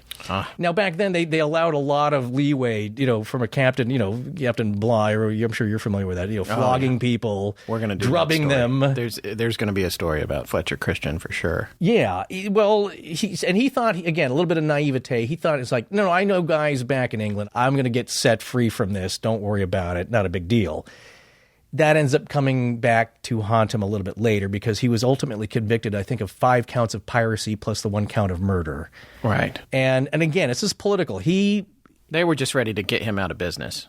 In addition to being executed, he was gibbeted, right? Yes. Which it could be gibbeted. What? I don't know. Well, they hang you out, the term hanging out to dry. What they did was they hung him on the second attempt. The first one, the rope broke. So you got to go through that That's again. awful. Like, you're not done. Yeah. We're going to do this again. After they hang him, they bound him with chains, I believe, or rope, and then they stick you on a little, what do you call it, a little platform there. I don't know. And then they stick you on okay, let's start that. I thought you would know. Not the yard arm. I was thinking a yard arm, but it's not that. Whatever. They put you on this thing. And then you're hanging out there, dead. They hang you from a post, basically, hanging out over Execution Dock, and they left him there for 3 years to rot as a warning to other would-be pirates. And they used to do that quite a bit. The bad one is that when they put you like in a metal cage and they hang you, they leave you to starve and alive. Yeah. They leave you there to rot, basically. Yeah. So again, big warning sign. That's how he met his end. Part of the reason that he buried the cash on Gardiner's Island, which by the way is not in Mahone Bay. That is it's down. No. It's down closer to New York. Yeah. Yeah. General whole New England region, again, that's why people knew of him, and his legend grew after this trial because it was pretty sensational. And it was very political. Like, he thought he had his Whig Party backers backing him. And what it turns out is that the Tory ministry was going to use him to embarrass the Whigs, and it turns out he didn't name names. Again, he's like, sticking, I'm not going to name anybody. That kind of led to his demise a little bit further. They thought that if he had named names, he might have gotten off. Huh. Okay. The big picture here I'm trying to paint is that he himself was elected to captain out of mutiny. He was constantly under threat of mutiny, so much though he avoided them when he was coming back to New York. He sailed all the way around Long Island just so he wouldn't have to meet up with them. Right. Not starting off with a great crew of people that want to help you bury treasure and keep it secret. Right. And also, not a whole lot. I mean, as far as successful privateers go, the amount of his takes is pale in comparison to a lot of the other guys he was sailing at the same time with. Oh, no, there was another one, and this is a juicy little story here. I don't know if there's any movies been made, because it's pretty gruesome, but his contemporary, Henry Avery, was a very famous pirate of the time and probably had the most successful haul of all time. After his crimes, the bounty placed on him was 1,000 pounds, which was huge for the time, and led to the first worldwide manhunt. Because he caused Avery. He caused England a lot of problems.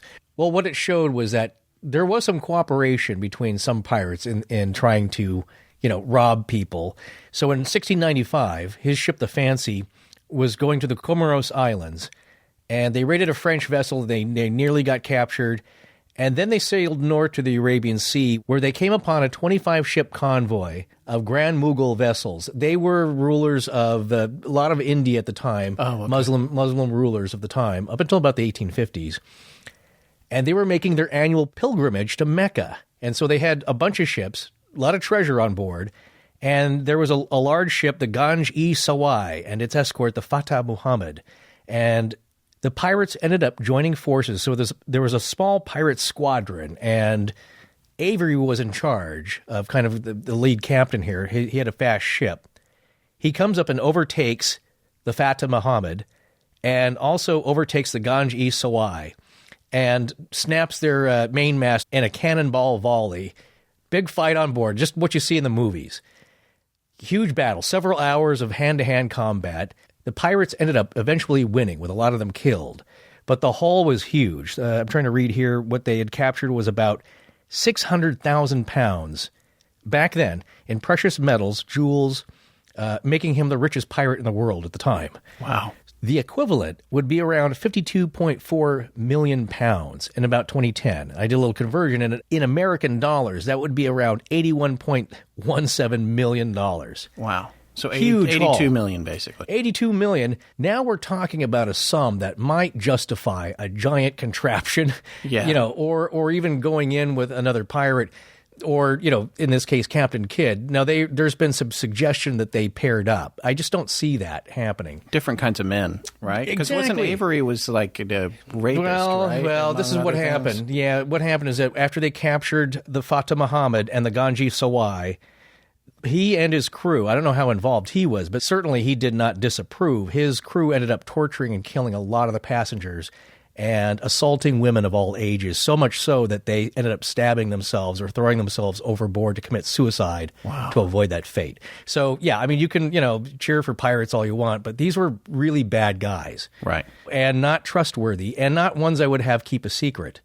It did show them coming together, though, in a little bit of cooperation, but only just in robbing and gathering the booty, but not so much in stashing it. So what happened is, like, after Avery made this huge haul, and he's now a wanted man, They assume aliases. Some stay in the Caribbean. Some sail back to England and to the North American colonies.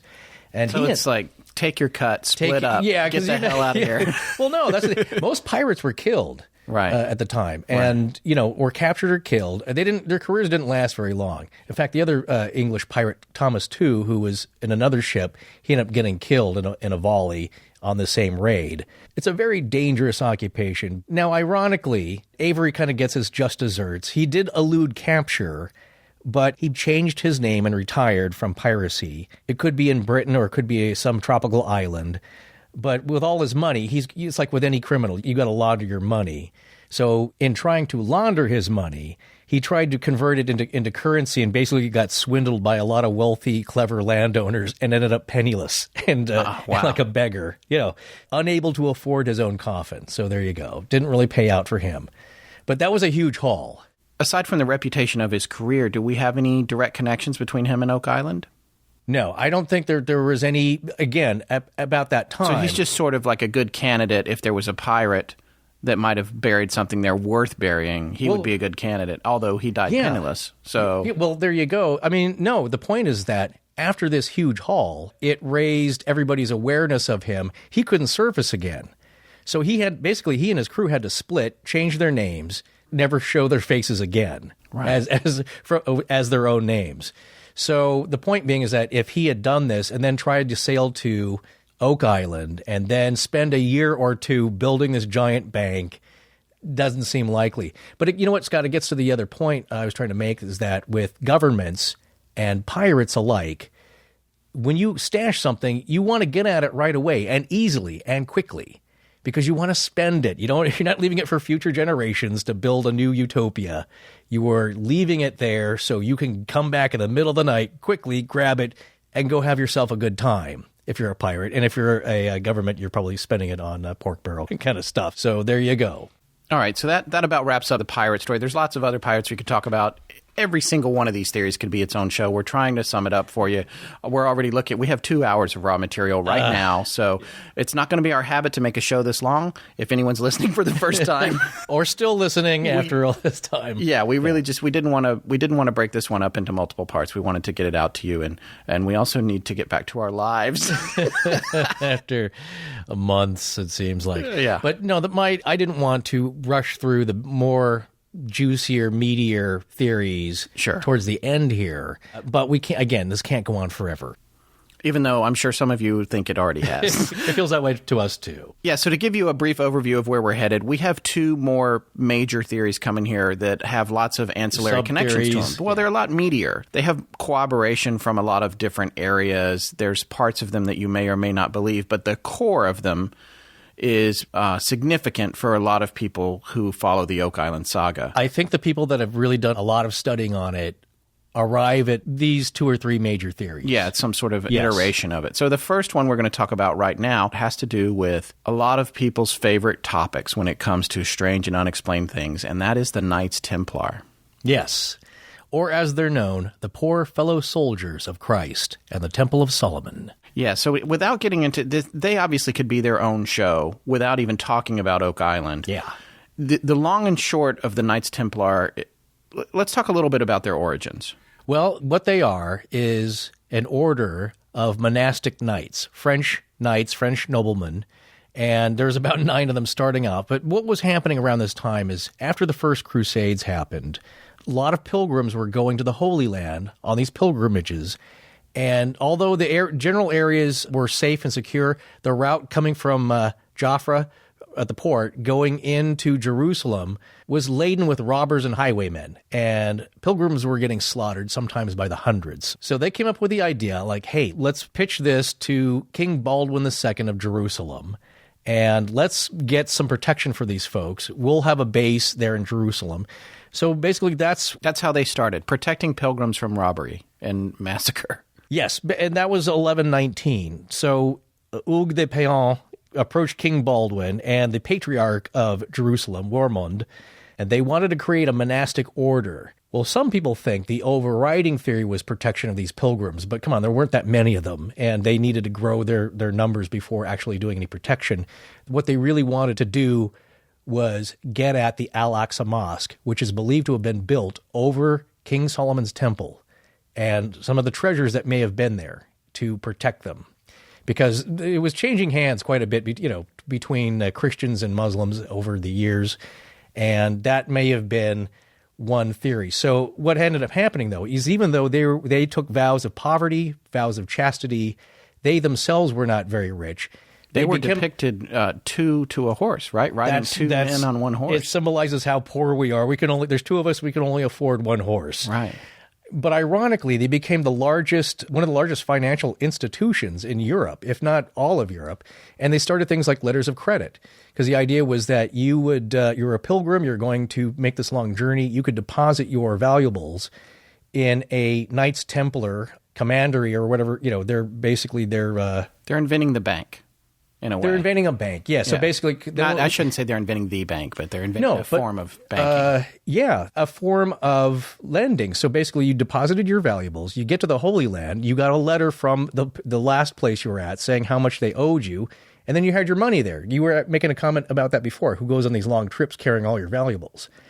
So you show up. But anyway, it was a letter of credit. So you have this order here who becomes massively powerful monetarily. Insanely wealthy. Yes, because they were also buying property, managing churches, different things. They had their hands in different things, all on the up and up for the most part. But people will say the side thing was that they really wanted to get at these treasures to protect them. They weren't, because, again, they had a noble cause. They had a noble cause, but it was kind of secret.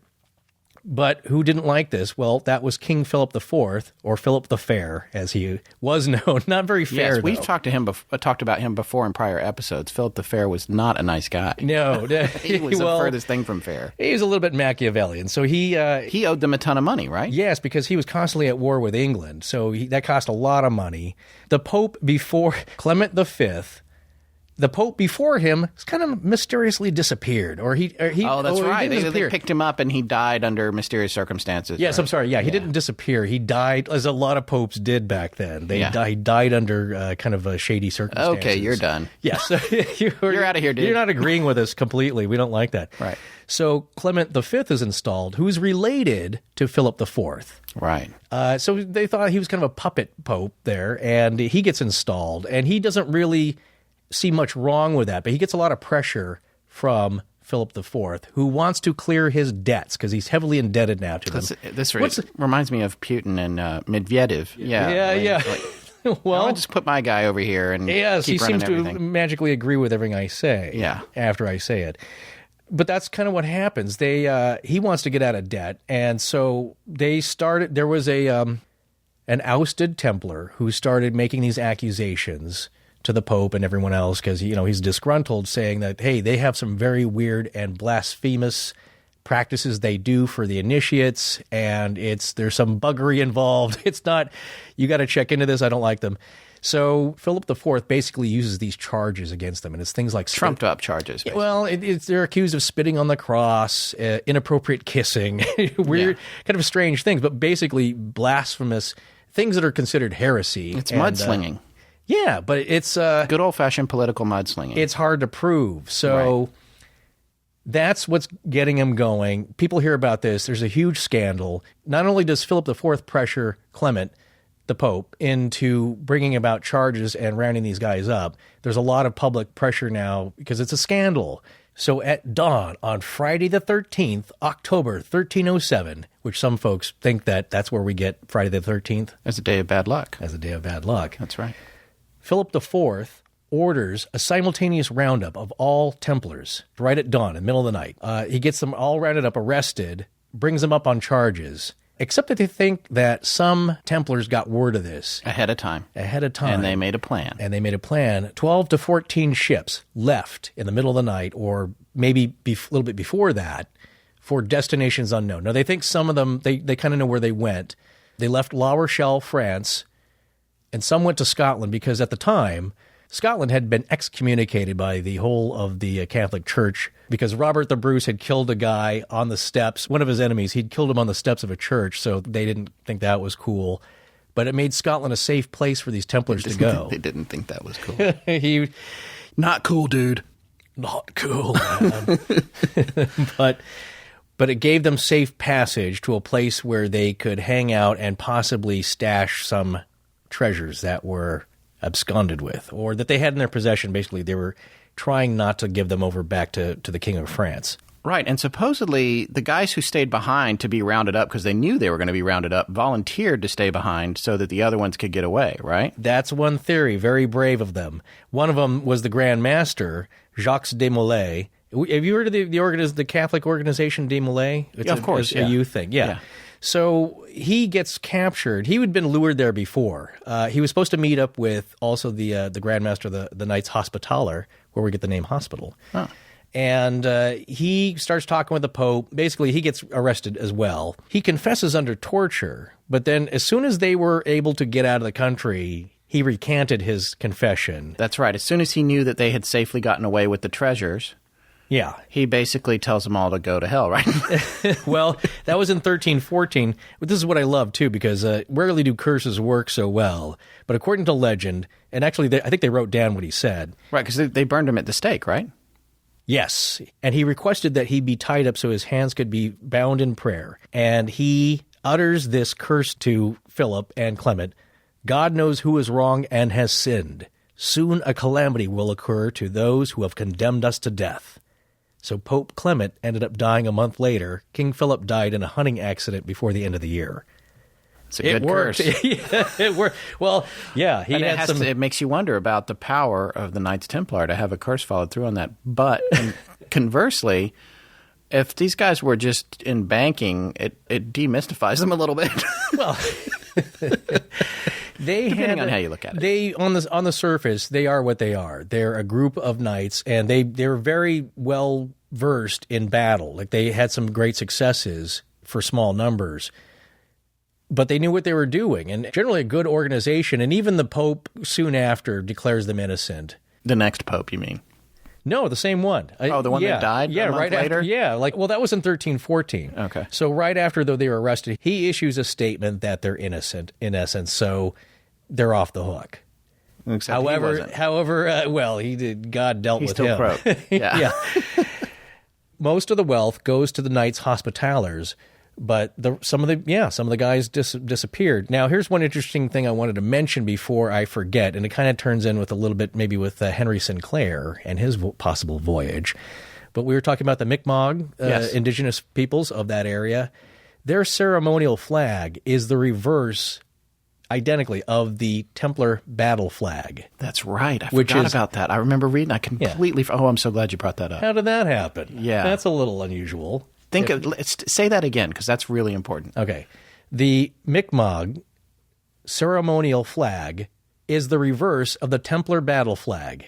Look it up we'll have a picture of that on the we'll have website. A picture of it on the site. That is pretty amazing. It's kind of unusual. But before we move on, to Sinclair and that sort of thing, what connections are we making between the Templars who got away and Oak Island? Well, they think that there was some travel from Europe to the Americas before Columbus, certainly. That's one theory. So, but ultimately, some of the treasure that was removed before they were rounded up has been accounted for, not necessarily tracked, but more or less they think they know where it went, and some of it they don't, and that is the connection to Oak Island, one of the main connections to Oak Island. Well, you think... There's a supposition. Yes. Now we're getting into the theories of a couple of people that have appeared on the current show.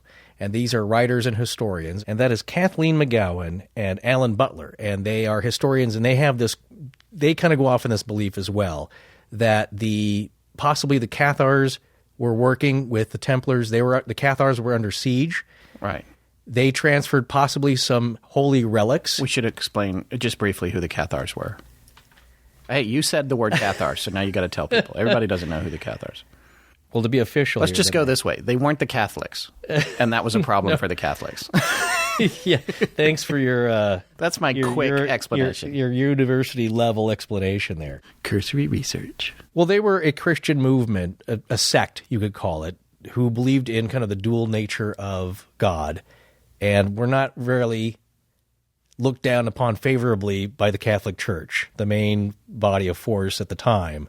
So they were a little bit persecuted. Yeah, there's only room for one of us in this town. Well, anybody who's got different beliefs, you could easily be put up on charges of heresy. And I want to make that point earlier. The two big causes of death back then, heresy and high treason, two of which you could easily be charged with at a whim with some flimsy evidence. I love the term high treason. High treason. Yeah, you don't want to. Was there a low treason?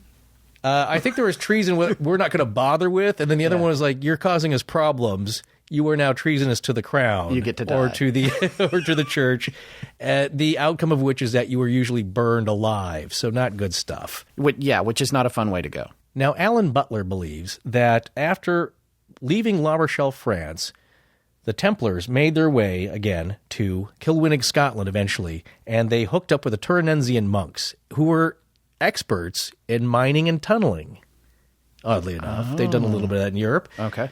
Gathered some skill from them and maybe some knowledge, then kind of took off and maybe visited Rosalind Chapel as well. There's a whole tie-in. We're going to get that in a little bit. But you know the whole thing about Rosalind Chapel. Oh, yeah. That goes all the way back to Holy Blood, Holy Grail, and ultimately some inspiration for Dan Brown as well.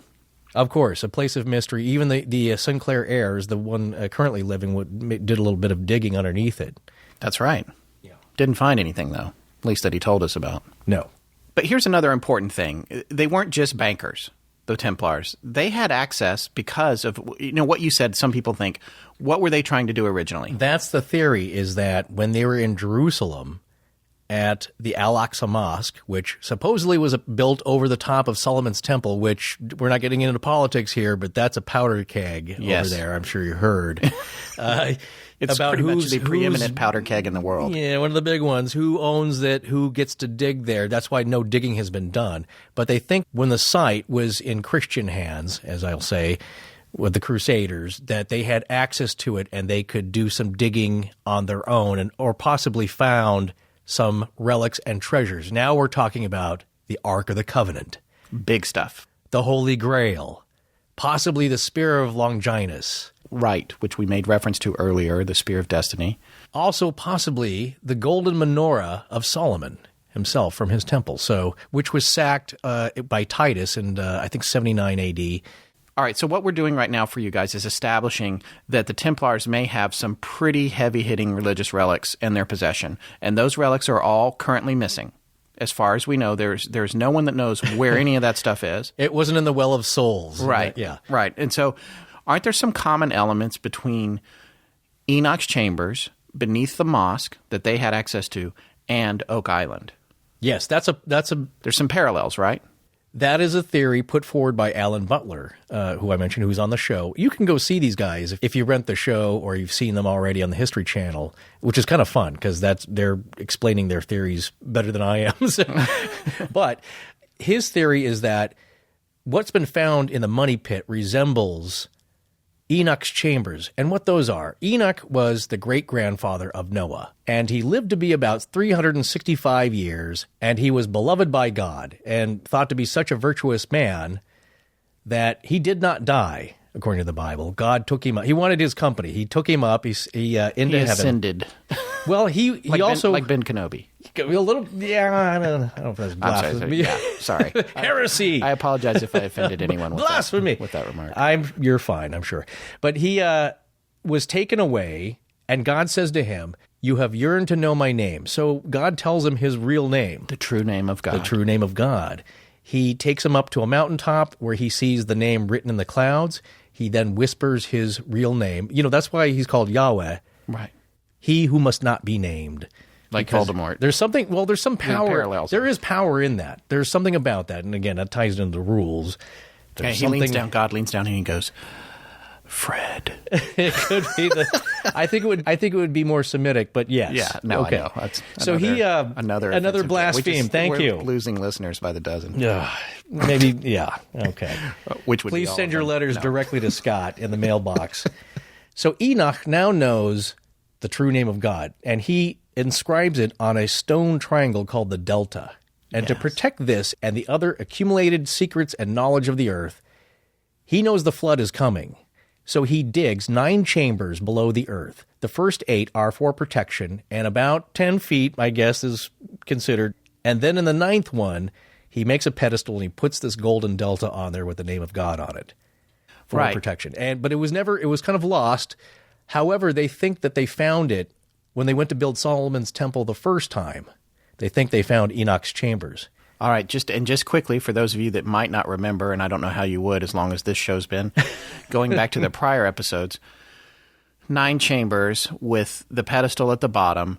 The money pit originally, there were 9 wooden platforms, 10 feet apart, pretty much just like Enoch's chambers, and the stone with the inscription. The 90-foot stone. The 90-foot stone was at that exact same level. There's a sobering parallel between Enoch's chambers and the money pit's original construction before it's was excavated. And Freemasonry. Exactly. This all ties in together. That's another one of my big themes throughout life. All knowledge is connected. Everything is connected.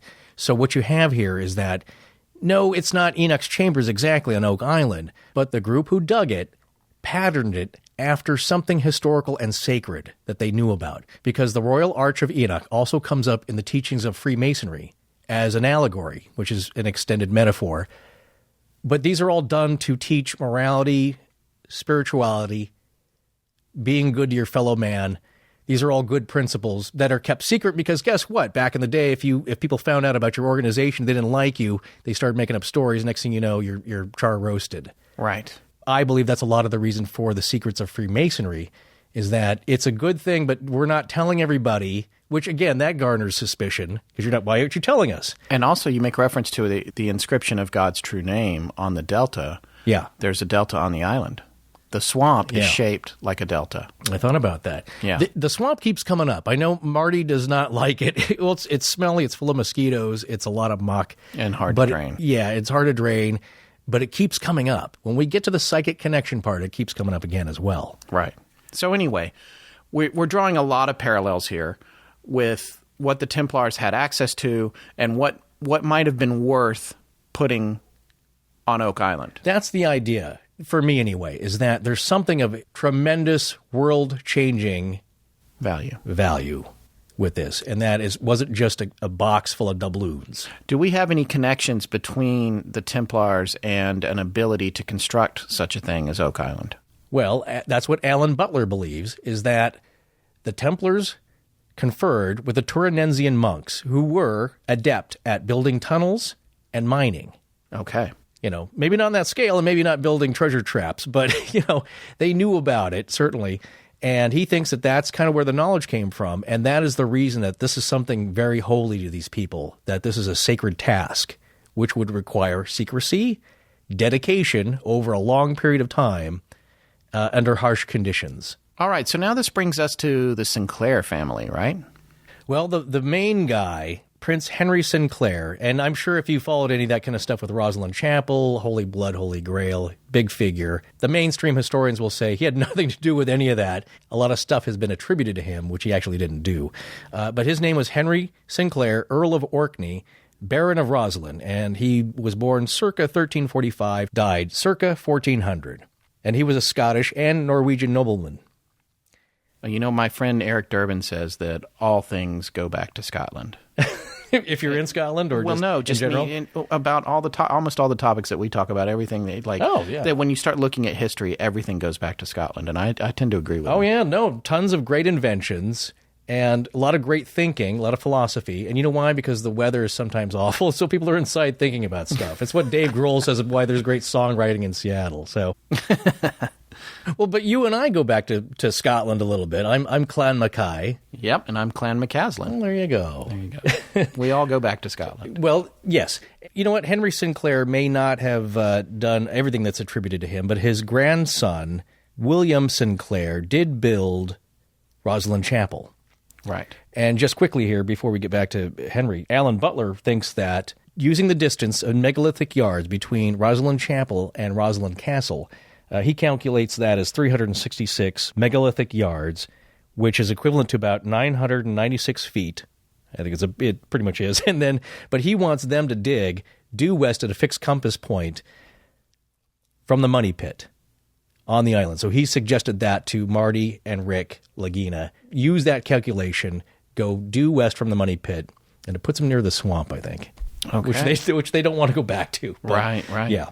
But anyway, getting back to Henry Sinclair, in 1398, the voyage he possibly made was described in detail in a document known as the Zeno Narrative, and it was by Venetian navigator Antonio Zen. So maybe it was Zeno Narrative. And as Mark Finnan says in his book, historian and author Frederick Pohl has documented landfall descriptions in the narrative which match coastal locations in Nova Scotia. Okay, so that's one tie-in, that Sinclair had made the voyage over there long before, 100 years before Columbus. Sure. At least. The other thing that they point out in the show that I've heard, again, a long time before that show came out, was that if you look at Rosalind Chapel, in the stonework, there's things like pictures of corn, what appear to be corn, and the flower, the trillium, different things that are not found in Scotland, only in the North America. Right. So that is a little interesting, that why would that come back and make it into a chapel, into the stonework, into the carvings? So there's a bunch of little clues. And then getting back to the statement from Mark Finnan's book, okay, so ever since, there has been speculation that St. Clair, whose family had been involved in the Crusades to Jerusalem, had given safe refuge to Templars, and their excommunication by Pope Clement V in 1307 may have brought some of the reputed missing Templar treasures, including sacred relics, to the New World. Okay. So that's kind of in a nutshell, that's kind of the idea. He went over there, helped him out. Another interesting thing, the Mi'kmaq have a legendary figure within their legends and lore that they call Glooskap. Okay. But he was a figure that they found to be almost godlike and mystical, that came from a long time ago, and he showed up and he showed them new ways of fishing and some farming techniques and maybe hunting, and they were enamored with this guy. They thought he was like a demigod of some kind. He had all this knowledge and technology that they'd never seen before. So we're making a connection between Sinclair. Possibly. Anyway, he's kind of known that, It again ties back with the flag. Well, the flag was Templar, wasn't it? Yes, the reverse. It's the reverse of the Templar battle flag. Wait, how does that tie to Sinclair? Sinclair, they believe, was connected with the Templars. Not only that he gave them refuge, okay, so we're making a connection between Sinclair and the Templars and the flag and the Mi'kmaq. Yes, because his family was involved. The Sinclair family were involved in the Crusades. Right. And here's another interesting tidbit from the show, is that, remember I've mentioned J. Hutton, Commander Pulitzer? Yes. Pulitzer? Yes. The treasure hunter. Actually, his company is called Treasure Force. So he takes them on the show to, I believe, somewhere on the mainland. Maybe it's Western Shore. But he finds a stone kind of buried under grass. I don't know how he found it, but it's got an 8-pointed star inscribed in the stone, which is kind of rounded and polished a bit, which is pretty interesting because it could be Templar symbology. Oh, wow. Okay. So there you go. That's a recent find? I don't know. You know what? They don't say so on the show. I don't know when he found it, but he points it out to the brothers. He takes them on a special trip. Okay. Now, he comes later on the show with another theory, though, is that he thinks, just to mention it here, that he thinks that what was inscribed on the 90-foot stone is a language called Tifinagh, and it's a Punic language. But it has a lot of the same. It's not exactly the same from what I could tell, but a lot of the symbols are very the same. Squares with dots in them, triangles with slashes through them. So he's making a connection that it could be the ancient Phoenicians, which ties into another theory I don't think we can get into here, but that the site, the Oak Island site, was founded by early Christians, Coptic Christians, escaping the turmoil of Egypt in the political scene there, coming to the New World and setting up camp. And there's a whole other transcription of the stone. Oh, that's right. The Coptic. I just came across that the other day, actually, when I thought I had seen everything. Yeah, I keep finding things, too, that surprise me. But I guess the translation was done by a Harvard zoology professor named Dr. Barry Fell. And what he came up with was this: "The people shall not forget the Lord. To offset the hardships of winter and the onset of plague, the Arif, he shall pray to the Lord." So basically, it's not so much, there might be some religious treasure and archaeological treasures there. Right. But not a cache of gold or the Ark of the Covenant. It's basically an early Coptic Christian site. Okay. So getting back to Commander Pulitzer, he thinks that the site could be Phoenician because in 1996, 3 ancient Carthaginian coins were found there. Really? Well, not on the island, I believe, but right off the island on the mainland there. Oh, okay. But, there's all kinds of old stuff that's not... Well, we have to remember, the Vikings could have been in the area hundreds of years before even Sinclair went over there. And they were well-traveled, right? Well, but see, that's kind of my... Everyone's dropping their chains. Everyone's dropping cords. That's kind of my thinking as well, is that there's been different groups over the years, could be hundreds of years, that have visited the island, possibly dropped things. It makes it confusing there's no single group of people that have left their mark. It may have been several, but I believe that what's down below in the caverns there may be one or two groups working in conjunction over a distant period of time. But in any case, so he concludes that it possibly might be the Ark of the Covenant brought by the Phoenicians after the first sacking of Solomon's temple by Nebuchadnezzar. Okay. So back to Solomon's temple, much earlier time, still Ark of the Covenant. So he's still with me here? Yeah. But getting back to the translation of the stone, there was another guy, Daniel Ronstam from Sweden, and he makes an appearance on the show. And he has an interest. He's an amateur cryptographer. Is this about the corn? Yes, it is. Yeah, I love that one. But he has an interesting translation. Now, I guess there was a deciphering done by Dr. Ross Wilhelm, a U.S. Army cryptographer. And Daniel Ronstam thinks that translation is incorrect because he was using a 17th century Spanish alphabet when he should have been using an English one of the time. And Daniel Ronstam's translation, though, is, at 80 feet, guide corn, comma, long, narrow, sea inlet, and then a space, then drain, -F. And he believes the F stands for Francis Bacon. Yeah, okay. So now we're getting into something that some people have probably been waiting on.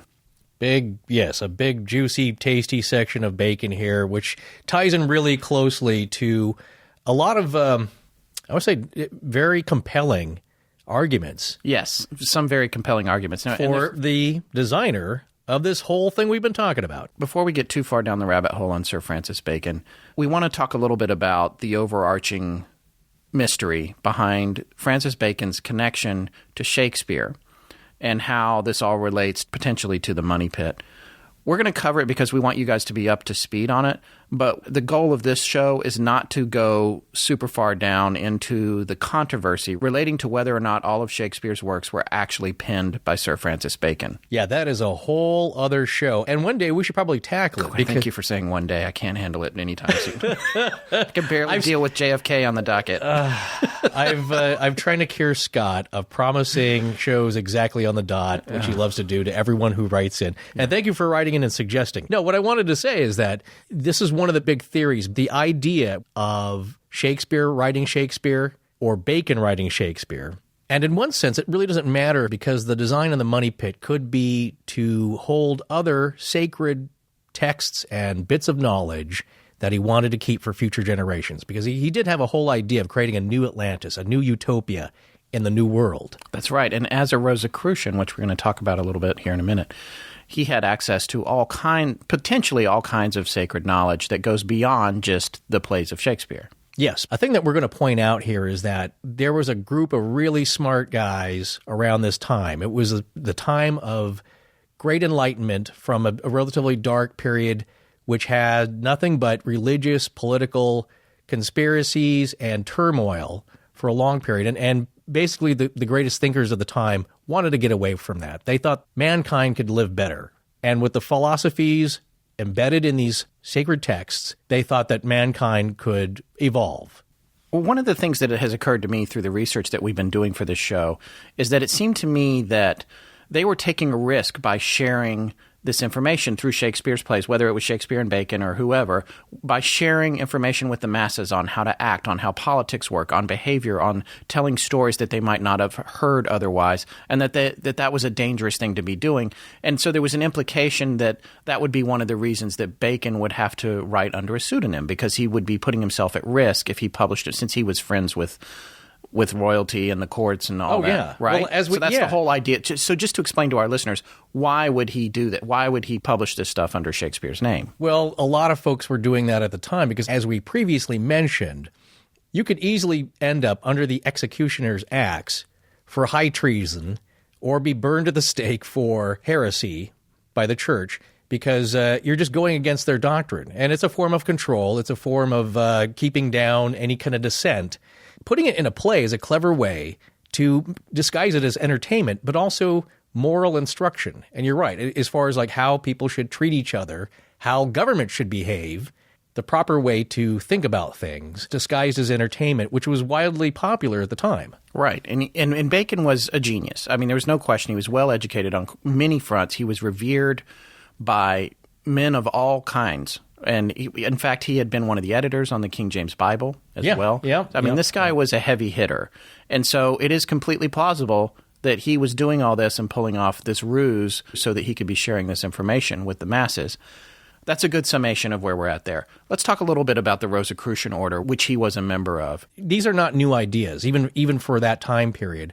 The ideas of Rosicrucianism, Hermeticism, which we'll get to, these come from the secret teachings, probably originating in ancient Egypt with Hermes Trismegistus. And basically it deals with ancient knowledge of how the universe works, how humans should behave, the moral and proper way to do things. Whatever your ethnicity, whatever your church, whatever temple you go to, the overarching idea is that there is a universality of spirituality that reaches all people. And so there's one way to the divine truth, shall we say. And that's the definition of a hermetic organization or hermetic thought. Is it goes back to that, which goes back to the gentleman you mentioned earlier. I'm not going to try and say his name. Hermes Trismegistus, yes, I think. Trismegistus. I think that's roughly how it is. But it also ties in with alchemy, the study of the motion of the planets, astrology. Now, all these guys during this time were really into this. Francis Bacon was also contemporary and associate of John Dee,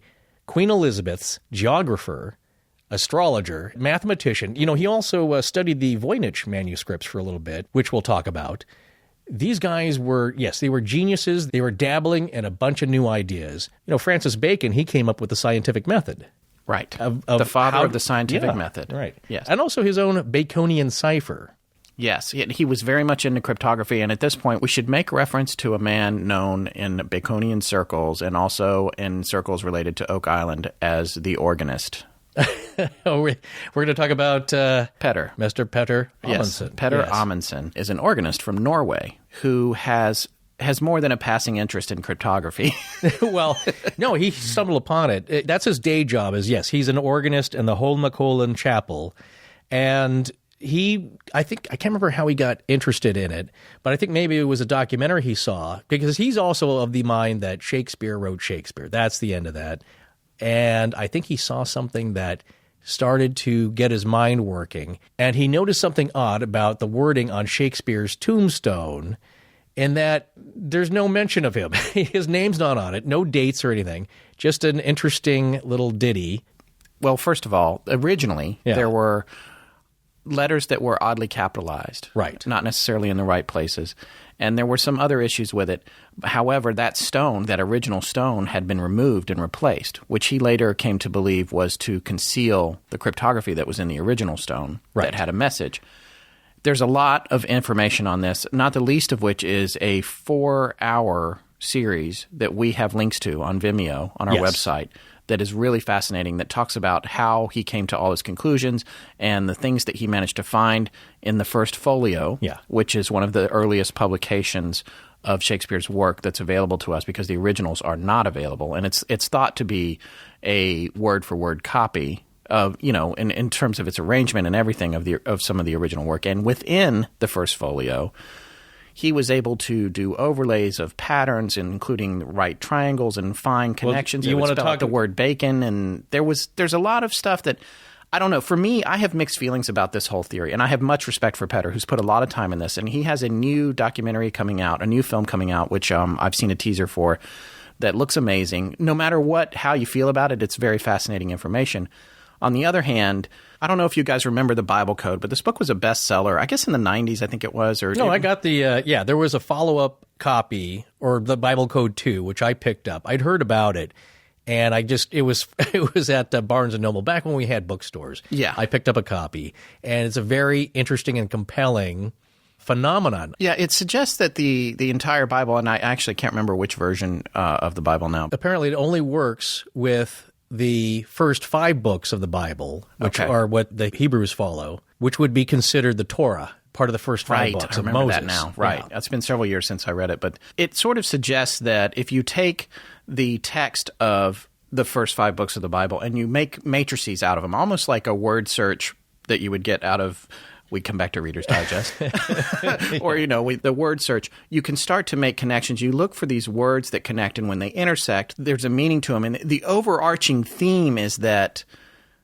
the text of the Torah has a grand, intense mathematical engineer behind it. Exactly. You're thinking on a higher level. Like the Elizabethan thinkers of the day were into mathematics and, as Francis Bacon came up with, the bilateral cipher. What Petter discovered is that in the original printings of the plays themselves, that certain things were not matching up. There's strange capitalizations of certain letters that didn't make any sense. Intentional errors. Intentional errors. And another thing Peter says in the documentary, The Sweet Swan of Avon, is that in the world of cryptography, if you want to hint that there is something of note, you make a small mistake. Right. And in one of the funerary inscriptions for Shakespeare, it says he died at 53, which is not correct. He died at 52. Right. And you think people would know that, especially back then. The idea, though, is that in a bilateral cipher, I've also heard biliteral, so bilateral, biliteral. I'm not sure which one is totally correct, but what the idea is that you read something and that has one meaning, and that anyone can read that. That's just the words. But contained within the words is another message. And that's how people of the Elizabethan era got around being persecuted for new ideas and expressing thoughts that may not go with the current government or religious order. Right. Petter has spent a lot of time working on this, and he's not the first person to take a look at things like this. It actually brings to mind a gentleman I stumbled across in our research, Dr. Orville Ward Owen, who lived from 1854 to 1924. He was an American doctor, and he believed in the Baconian theory of Shakespearean authorship. And he spent his whole life, he created this thing called a cipher wheel, which you've got to see a picture of this thing. Oh, that's what Daniel Ronstam uses to get his deciphering of the 90-foot stone. Right. It's an amazing, so he's got this thing, it collates printed pages from the works of Shakespeare and Francis Bacon, and you look for codes in it. Now, the cipher wheel eventually was completely dismissed by cryptologists. So there's some question as to how useful it was, but he continued to find messages in there. Eventually, he passed away pretty much penniless, and according to Wikipedia, he was full of regret for sacrificing his career, reputation, and health on the Baconian controversy, and warned admirers to learn by his example and avoid it. Wow. Well, that's a deep rabbit hole. And Petter, I know, by the way, I know there's a chance that you might hear this because I know you're on the private group on Facebook that is aware of our show. We have tremendous respect for you and how much effort you've put into your work, and we're very much looking forward to your new film on it. But coming back around, full circle, can you talk a little bit more about Petter? Yeah, I'll give again, we don't want to get too deep in the weeds here, but this is what directly relates to the money pit. And these are very broad strokes, and we're not doing it justice. If you want, again, go to the webpage. We'll have links to his website and the 4-part Norwegian television documentary on Vimeo. It's really interesting. It's very well done. It's actually very smooth, and it's very compelling. Yes, high production value. Yeah, very, very nice. And we're not going to be doing the full idea justice here, but we'll just hit the broad bullet points that were mentioned also in the History Channel show. So the connection that Petter makes is that Shakespeare was called, one of his nicknames was the Swan, given to him by possibly Francis Bacon. And so he was known as the Swan or the Sweet Swan of Avon, which is the title of the Norwegian show. Now, the Swan is also a constellation called Cygnus, Cygnus. And what does it look like, Scott? It looks eerily similar to the large boulder cross found on Fred Nolan's property by Fred. Yes, the Nolan cross. Yes, and if you remember what we're talking about, it's a large megalithic, meaning it's made out of giant boulders. And again, I was reading this factoid here. These boulders are massive. They're 8 feet across by 9 feet high, conical in shape, which means they're kind of cone shaped, pointing towards the sky. And where they all meet in the center, that's where Fred Nolan dug up the large stone that looks like slightly like a shape of someone's head. Yeah. They think that these things are about 10 tons each. Right. And there was a geologist, and she's noted in Mark Finnan's book, Dr. Petra Moody, who concluded that these were not geologically natural, that these were man-made. These were put there. I don't know how you would move giant stones like that onto an island in that configuration. But in any case, it kind of matches up to the constellation, the Swan. Right. So to bring everyone up to speed on what we're saying right now is there are a lot of possible connections between Sir Francis Bacon and Shakespeare's work and cryptology connecting Bacon to the money pit and the island, and Shakespeare being the swan, and Cygnus, and Nolan's cross. All of that stuff comes together. Again, though, coming back to what I was saying about the Bible code, which I actually never totally finished my thought on that, is when you start looking for things, you tend to find the things you want to find. When you go looking for the number 23, you'll find it. Exactly. And I and I'm not saying that Petter is doing that necessarily. He himself is sensitive to that. He often remarks to himself, I didn't believe this. I don't want to believe it. I don't want to believe that. But then you can also see him getting excited when he stumbles across something that when you have to look at it, you're like, is this real or is it tenuous? Is some of it real and some of it tenuous? And that was the way I felt when I was reading the Bible code. And, there's now a computer program, I believe. Yeah, my dad has it. Yeah. It's like the Bible. You can search for your name in there. Because the theory is the Bible code suggests that the Torah, is just like Google. You could just type in, well, am I going to crash my car? No, but you're and by the way, this oversimplifying predestined. This eliminates fate, and it's basically saying that everything is written. Well, already. this is what I believe is that not totally accurate. I think is what you're saying, that it's an oversimplification. But what there is that there is some kind of inherent pattern, and there's an algorithm, and it was studied by the University of Israel. I believe that. They noticed that there is it does come up as some kind of recognizable pattern, is all you can say. The problem with it is that you just can't, it's not a magic 8 ball. You don't say like, hey, am I going to crash my car tomorrow? And it's like, yes. Outlook not so good. Yes, at 10:30 a.m., you're going to have a bad accident. The questions, it's all in hindsight. Like you can look up New York Twin Towers and the answer will be, it caused them to fall. Okay, now what does that mean really? Right. Other than that the meaning is derived from the reference of something that already happened. So it's not exactly a crystal ball. But what's weird is that you'll get answers like that, and it doesn't always match up. You can punch your name in there, and it'll come up a certain amount of times. What I notice is it is like the hidden word puzzle where it's more meaningful if the things touch or join. Right. The different words, so it all depends, and diagonally, and it all depends on what question you ask, you put out there, I'm just and saying what kind of answer, and how you interpret the answer. My jury is still out on the Bible code, as it's a little bit out on Petter's theory, but also there's some things in Petter's work that that are kind of mind blowing. This brings me to a point. I actually wanted to mention an email that we got from a listener who has some experience studying Shakespeare at Oxford. She's someone that we've corresponded with frequently and may be helping us out with research in the future. So we were sending her links related to Petter's theory, and she wrote back this email, which I wanted to read just excerpts from this to you guys. And this is coming in from Tess Feifel. I just finished most of the documentary that you sent me, and as someone who is a strong believer in Shakespeare wrote Shakespeare, I've tried to avoid as much confirmation bias as possible. In my time studying in Oxford, I took 2 tutorials on Shakespeare, one on perceiving Shakespeare and one focused on the adaptations of 7 of his plays. There are some things that weren't mentioned in this documentary that might bring some interesting things to light. First and foremost, the documentary kept calling Bacon a famed writer, and an author so great he was only second to Shakespeare. What they forgot to mention was the huge distinction between verse writing, what all 150-plus sonnets are written in, as well as the majority of all the plays, and prose writing, anything from novels to academic research papers, etc. Prose writing does not translate well into verse writing. The two are in no way related. What's more is Francis Bacon did publish verse, which brings to light 2 things. 1, he wasn't a concealed poet because he did publish several poems. 2, his verse was not good. It just wasn't. Maybe it was passable, but it was not on par with Shakespeare's in the least, unless he was writing badly on purpose as a cover-up, but that's all just conjecture.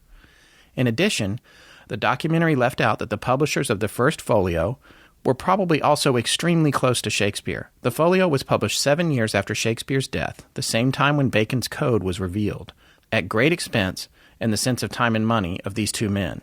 It seems like a lot of work for a fake. Something I also didn't understand about the documentary was if the Rosicrucians were a secret Masonic brotherhood whose task was enlightening the people and spreading knowledge, why hide manuscripts in the Knights Templar treasure underground? Why not spread that knowledge? However, what Petter found was quite compelling. The astrological signs, the mapping out of the Rosicrucian symbol, and finding the stones where he was supposed to find something are all very impressive. The changes and clues in the first folio were also compelling. Additionally, the fact that much of the research was so heavily predicated on The Tempest is interesting. Though not in the formal 3 problem plays, The Tempest often is categorized as a problem play because it ends in a wedding, which seems to make it a comedy. The serious undertones throughout the work annihilate the comedic tone, however. The play is really about the complexities of human nature and about reminding the audience that the division between happiness and tragedy is always fragile and must be carefully maintained. And this idea is intertwined with knowledge, in this case, magic knowledge. Prospero rids himself of the magic by throwing the book and staff into the sea, as mentioned in your opening quote for tonight's show. This leads me to believe that perhaps whatever is down there is a source of intense knowledge that would tip the scales of human nature into chaos.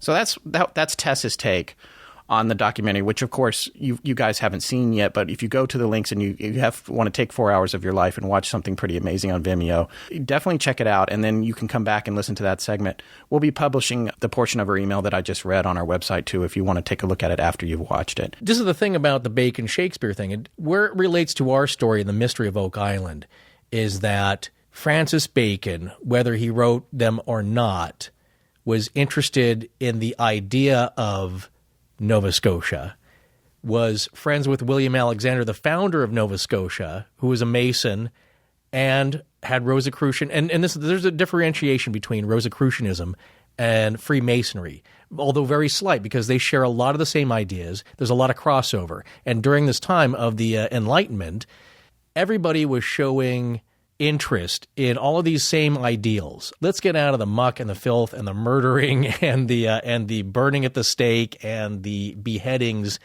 Let's get back to a higher ideal of enlightenment. Yeah, let's move forward to slavery. That's gonna come up later. We'll eventually get around to that. But to answer one of Tessa's points, as far as like why keep it secret, is that in one sense it's open, and in one sense it's not open to everybody. Scott had a question earlier. We were talking about Freemasonry, and anyone can join. In most of the lodges, you just have to have a belief in a supreme being. You could be of any religion. You could be Muslim, you could be Jewish, you could be Christian, you could be Hindu. Because that was the overriding principle, is that there is one unifying, universal power, creator, grand architect of the universe, grand geometrician, designing everything. Do you think when two Masons meet from warring countries on the battleground that they give deference to each other? If they make it known that they're both Masons. In a special circumstance, you might help one another out. You might help out one another. Many military leaders throughout history, and especially around the time of the Revolution, the American Revolution, were Masons. George Washington, Benjamin Franklin, a lot of the British, because it came from Europe and it spread quickly in the Americas, a lot of them came out of the Masonic traditions, as well as Rosicrucianism. By the way, another point that Petter made, getting back to his theory, was that Shakespeare, in the column against Shakespeare wrote Shakespeare, was that Shakespeare would not have been capable, or that he was illiterate and that he was poor. Again, according to Tess, who had studied him at Oxford, she said that Shakespeare's father was one of the richest men in Stratford-upon-Avon, and literate or not, he was still a very smart and very savvy man. So additionally, he was a member of the acting guild, the Lord Chamberlain's men, to be specific. Actors had to be very literate and educated in order to memorize their lines. So it's hard to imagine that Shakespeare couldn't read or write. He probably was capable of doing these things. These are all, yes, again, these are all nebulous facts, because you always hear the opposite, that he grew up in poverty. He was, a butcher's apprentice for a while. I don't think he was a dumb guy, but then it's like, yeah, he didn't do very well as an actor. No, he did actually very well as an actor. So there's a lot of contention as far as like whose facts are you going to go with? Right. Even on the higher academic levels, and I'd made this point to Scott before, that I'd actually had a conversation with an archaeologist who was, I think, a PhD candidate, saying that they then had to decide which camp they were going to go into. And it's like, what are you talking about? It's like, well, not even on the highest levels of, people who are quoted as scientists and who write these textbooks, they don't all agree on who did what. And these are the people who have spent their lives studying this from highly respectable institutions, and even they can't agree. And it's like, once you pick which side you're going to go to, then you're shunned by the other side who doesn't agree with you. It's like this one fact I've always heard about Shakespeare, and I don't know what side academia lands on. It's an interesting factoid, I guess, that they have never found anything outside of the plays written by Shakespeare, not even a letter to his wife, any books that he may have owned, Nothing. And I don't know if that's true or not. I wonder if Tess had found anything like that. I was actually going to write her back. But it's like, again, it doesn't rule it out for me. Like, all these things I don't care who your father was, how rich you were, how educated you were, because I believe amazing things have been accomplished by people with no formal education, as history has proved out. But the point is that I'm not sure if that's true or not. But again, it doesn't rule it out. It's just really odd. It's very odd. It's very odd that Petter had found misspellings, and I guess that's been known, but in the printing, there's some odd things that are misspelled, some weird capitalizations that shouldn't really be there. I believe his name's misspelled. Even Francis Bacon's name is misspelled in some areas. Yes. So, again, makes me think. And there's a lot of connection with numbers and mathematics. And, as you know, in cryptography. Sacred numbers, in fact. Yes. Because the number 53 was a particularly important. I can't remember why. But the lines, when averaged up, all equaled 53 on average, which was the date of his death. And Bacon outlived him by about 10 years. Okay. So, anyway, getting back to Petter's theory, another interesting thing that he found is you ever heard of the Tree of Life? It's kind of generally known as that. I actually had not heard of that until you told me you came across this in the research beyond, allegorically in other stories, not this specific Tree of Life. Right. I had not heard of. No. Well, there's two trees essentially, but it's a little murky and complicated, but it comes from the Jewish mystical teachings of the Kabbalah. You've heard of that, of course. Yeah, well, Madonna does that.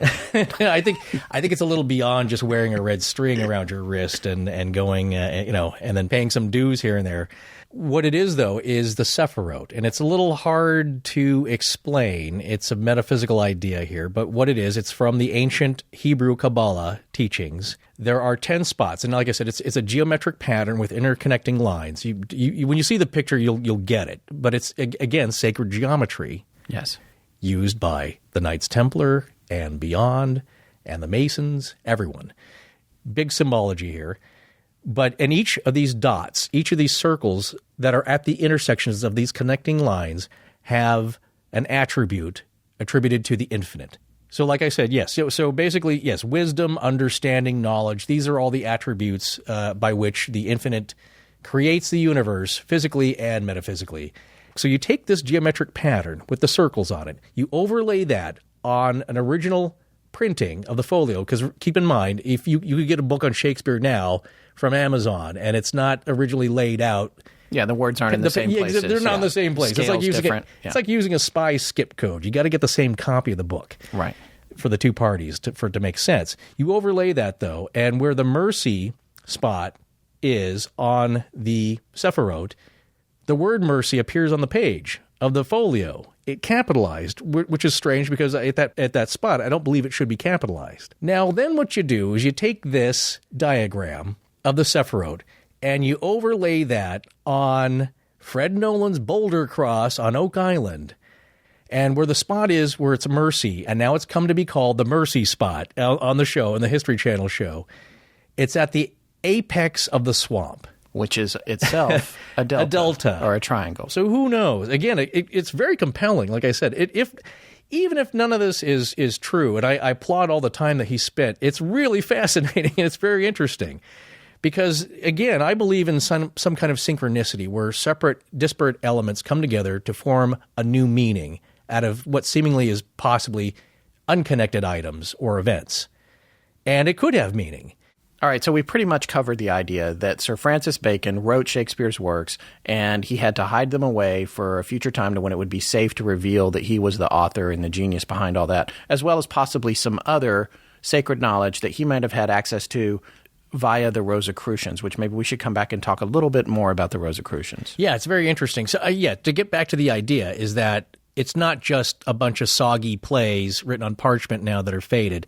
It's a collection of new ideas and ancient teachings, and maybe even some ancient secret knowledge about alchemy, or it could be even, this is the theme all along, even with Enoch, is that secret knowledge about the universe was hidden away underground where it would be safe for future generations. Right, to protect it from floods and fire and catastrophic events. Exactly. And the parallels between the pit and even some of the Scottish Rite initiations and the York Rite initiations in the Masons are I mean, we've mentioned it a little bit before, but the number of chambers, where the stone was at 90 feet, the pedestal, the deltas on the island, the triangles, God's true name.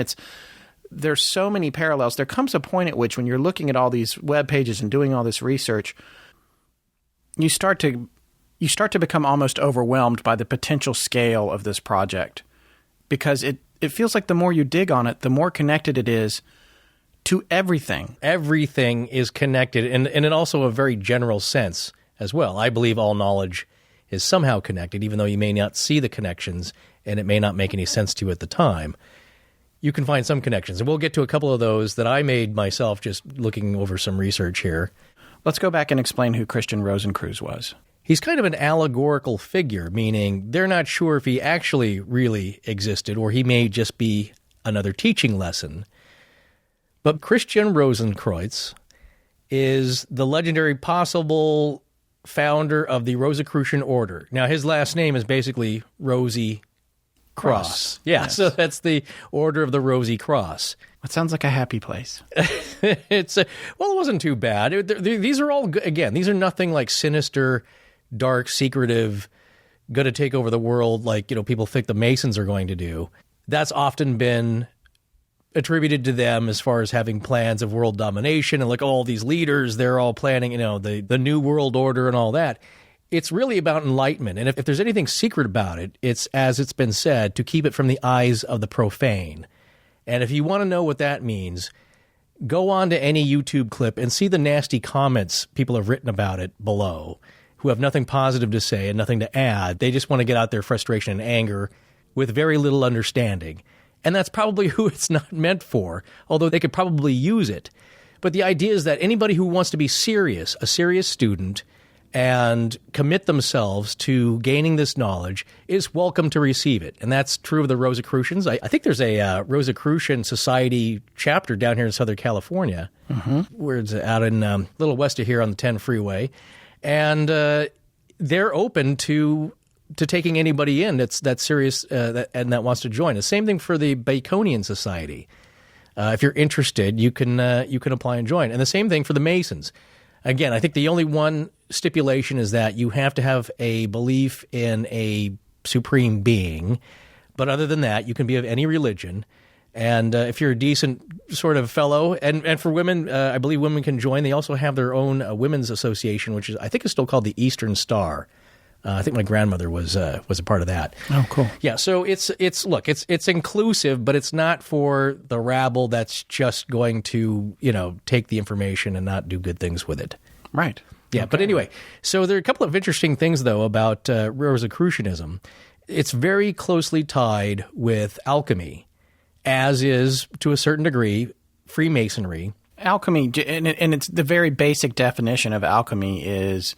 The joke is turning lead into gold, right? Again, that's a good point, because that's the simplest, easiest thing that people can wrap their heads around without having to get too deep on it and make their heads explode. It's like, well, it's just turning lead into gold, because people can understand that. It's like a Spanish ship was blown off course. It's Spanish gold on the island, because all these higher ideals and spiritual principles are really hard for people to get a foothold on. So they want to go to the simplest thing, and the simplest thing they can think about with alchemy is that, transmuting metals, base metals into precious metals. But it's really, the idea of that, though, is it's allegorical. It's, yes, the end result, if you do these steps, which transmute different metals, each step is supposed to teach you something. And when you get to the end, you have something called the Philosopher's Stone. And if you've seen any Harry Potter or read any, she borrows a little bit of that as the Sorcerer's Stone. But what she's really talking about is the Philosopher's Stone. And the process of searching for it is called the Great Work. It's metaphorical, it's allegorical, meaning, yes, you do these steps, but you are supposed to learn things about the universe and human nature and life and all of these great things and use them in daily life to better humanity. But people pick out things that they think are sensational, or they are afraid of and run a rail against, or just don't understand. And that's, of course, what gets out into the mainstream psyche. And J.K. Rowling also mentions another character, Nicholas Flamel, who was a real dude. That's a whole other show, who supposedly received a book from an old rabbi, and I can't remember the century, probably early 17th century, suddenly got fabulously wealthy, disappeared, and they think people have seen him again, like 100 years later, and actually donate a lot of his money to charitable causes, again, tying in with these philosophies. Now, Christian Rosenkreutz is also thought of as another character, the Count of Saint Germain. You've heard about him, haven't you? It was my obsession with the Count of Saint Germain that led to all of the discussions that Forrest and I, in turn, turned into this program. And he was thought to be immortal. The history around him is legendary. In fact, he was a contemporary of Voltaire, and Voltaire said about him, quote, "A man who knows everything and who never dies." So, I mean, come on. How much cooler can you get? If Voltaire's saying that about you, you got to be a pretty cool dude. Yeah. You got his attention. That's the thing. He was seen hundreds of years apart by different people. And I think in one case, a noblewoman who had seen him at a young age, probably in her teens, saw him again when she was like in her 60s, and he looked the same, and it freaked her out. Yes. But she's on record as like, oh my gosh, you've appeared again. Yes, and supposedly he spoke several languages. He could play any instrument. He was well educated. All the things that you would do if you were a smart guy to start with, and then you got a chance to be immortal. Right. You can just study and do whatever you want, like Christopher Lambert in Highlander, right? Or Bill Murray in Groundhog Day. Exactly. You could take and somebody came out and said that like how many years he was supposed to have been at that. It was supposed to be hundreds, I believe. Oh my gosh. Yeah, that just sounds like misery, but he learned to play the piano. Yes. So the point is that here's another legendary figure. This one, he's got a lot more documentation because he came later on the scene in the mid 18th century and actually had an apartment at the Castle of Chambord or something. But he's basically, people have seen him, and he was an associate of Ben Franklin. Yes. Right. So anyway, another great figure, but he's attributed to possibly being actually Christian Rosenkreutz. The father of Rosicrucianism is possibly this man who was thought to also have been immortal. Yes, and also possibly thought to have been Sir Francis Bacon. So, the point we're making with naming all these names is that they're all connected. They all kind of knew each other or had heard about each other or were inspired by one another's teachings. Or they were the same guy. It's just one dude throughout a history doing all these amazing things. But real or not, the basic legend of Christian Rosenkreutz was that he was a doctor who traveled eastward to the Middle East and learned esoteric wisdom taught by Turkish, Arab, and Persian sages of the sects, the Sufis, which is a mystical branch of Islam, and the Zoroastrians, which are an ancient Persian religion, or kind of a sect. And he learned alchemy and mystical esoteric wisdom and knowledge and came back and founded the Fraternity of the Rose Cross, with himself as kind of the head of the order. And one little interesting tidbit, which I make a connection to the money pit here, trying to round it all back, is that it is described that his body was discovered by a brother of the order in a state of perfect preservation 120 years after his death, which, of course, was all secret. And his life and his death and his journeys are, again, could be allegorical. They could just be teachings. You know what I'm saying? Like, it's a story to teach others about how to attain this knowledge, rather than the guy being real himself. I tend to think he was probably real, whether he's the Count or not, or Sir Francis Bacon or not. How great is it to be so cool that after you die, people think you might not have even existed? You're just a legend to teach others. Yeah, but what was cool, is that death is represented by being lowered into a chamber into the earth. And on Rosenkreutz's crypt, there's a description on there, which I guess is an alchemical motto. And what it is, it's in Latin, is Visita interiora terrae rectificando invenis occultum lapidem. And that translates into visit the interior of the earth by rectification, which means making it right, making it straight, straightening something out, restoring it. Thou shalt find the hidden stone. So what does that sound like to you? That sounds like the money pit. It sure does. Rectify it, clear it out, you get down and you will find a hidden stone, which they did. So more likely, somebody had learned this legend, this allegory, and possibly, I'm not saying I don't know, but possibly recreated the pit to represent this, because it's a journey going down into the earth to find the truth. Exactly. That's what I'm saying. This was kind of what I was reading about, and I know this was after the money pit, but it's just like we're seeing this symbolism and this merging of all these symbols and mystical thoughts and religion, and it's just coming from all over the world from people who are true initiates of secret societies. And what's happening is these patterns, you can see why the Masons keep getting involved in the excavation, because on the surface they go and they tell us in the press or whatever press is available at the time, like, well, yeah, we're excavating this. It might be a treasure or something. The knowledge that they have internally, especially if they're high-level Masons, is giving them a lot more parallels with respect to the money pit itself and their own initiation rites.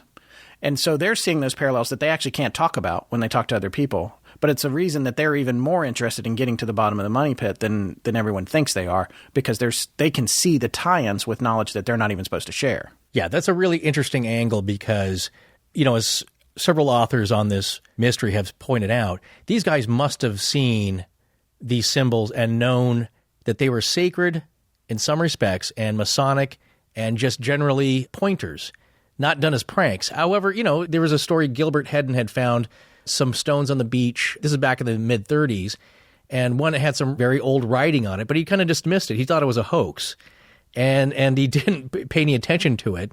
And then there's another story of a stone, I think you told it earlier, where there were strange markings on it, so they blew it up. Yeah. Thinking like something might be underneath. It might be underneath it, and now it's in pieces. Yes. Evidence has been obliterated. The evidence to make it easy has been, I think, obliterated. But there's two things I wanted to mention quickly before I forget here. There are two very prominent Masonic symbols that we have not seen yet, I don't believe, altogether as a whole.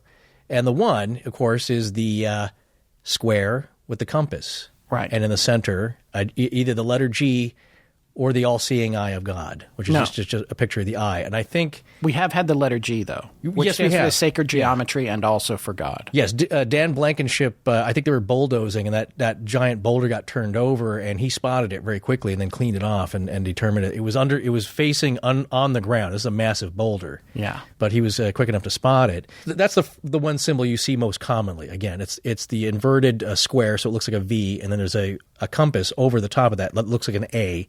And in the middle, you'll probably see a G or an I. And by the way, it's important to note that Petter Amundsen, in his documentary, when he talks about the original bust of Shakespeare by his tombstone in the church that he's buried in, the original bust, which is no longer there, his arms and the way he's sitting makes up the compass and the square. But that bust was replaced. Yeah. And the new one, he has a pen in his hand, and it's much more standard. So again, he's thinking that the information was removed because it was giving something away. Yeah, some things throughout history may have been squirreled away. Mark Finnan makes a point that the 90-foot stone, A.O. Crichton, who took it to his bookbindery in the mid-1800s, and it was there for a while as a promotional thing, but that kind of disappeared. And it may not have been by accident. Some may have deemed that the time was not right to share this information or to have others kind of look this over.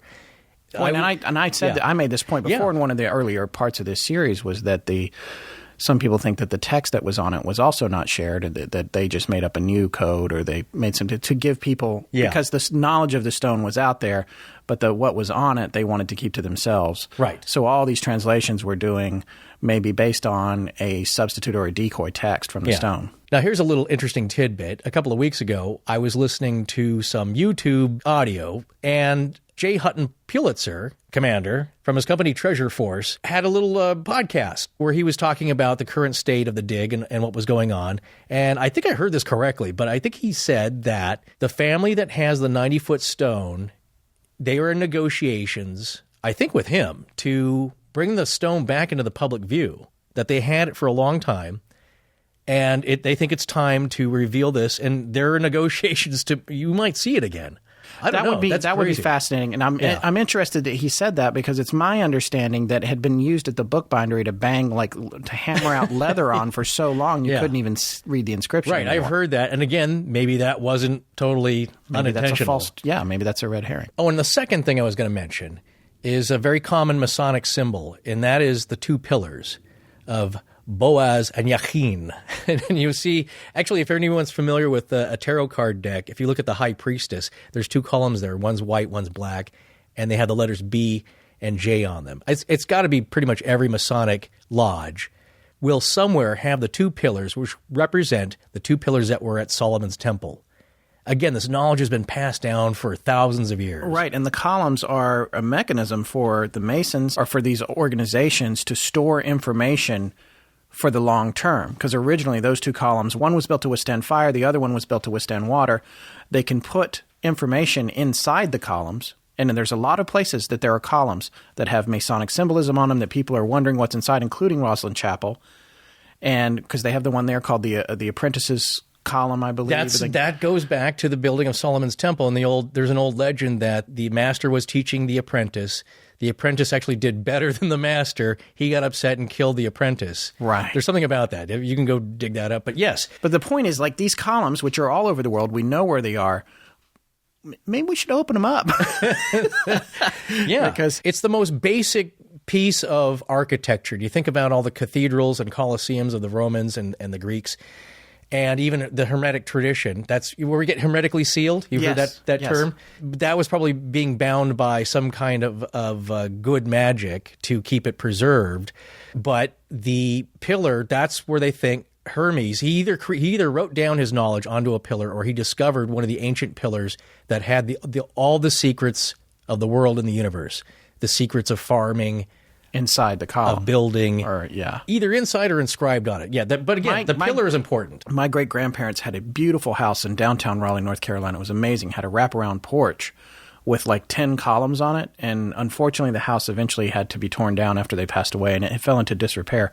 Those columns had termites in them. Oh, which ate all the secret knowledge. Yes, they were very smart termites. They had little gold outfits. A good feast. Yeah. Anyway, but the idea of them, and I got this from an old article, which again we'll post, by Thomas Troward. The pillars symbolize unity and the redeeming power of love. So these are good things. These are not black magic kind of hoodoo kind of things. It's meant to symbolize the retainment of knowledge. But my point is, somewhere on the island, possibly, if there's an entrance of any kind, you might see something representing these two pillars.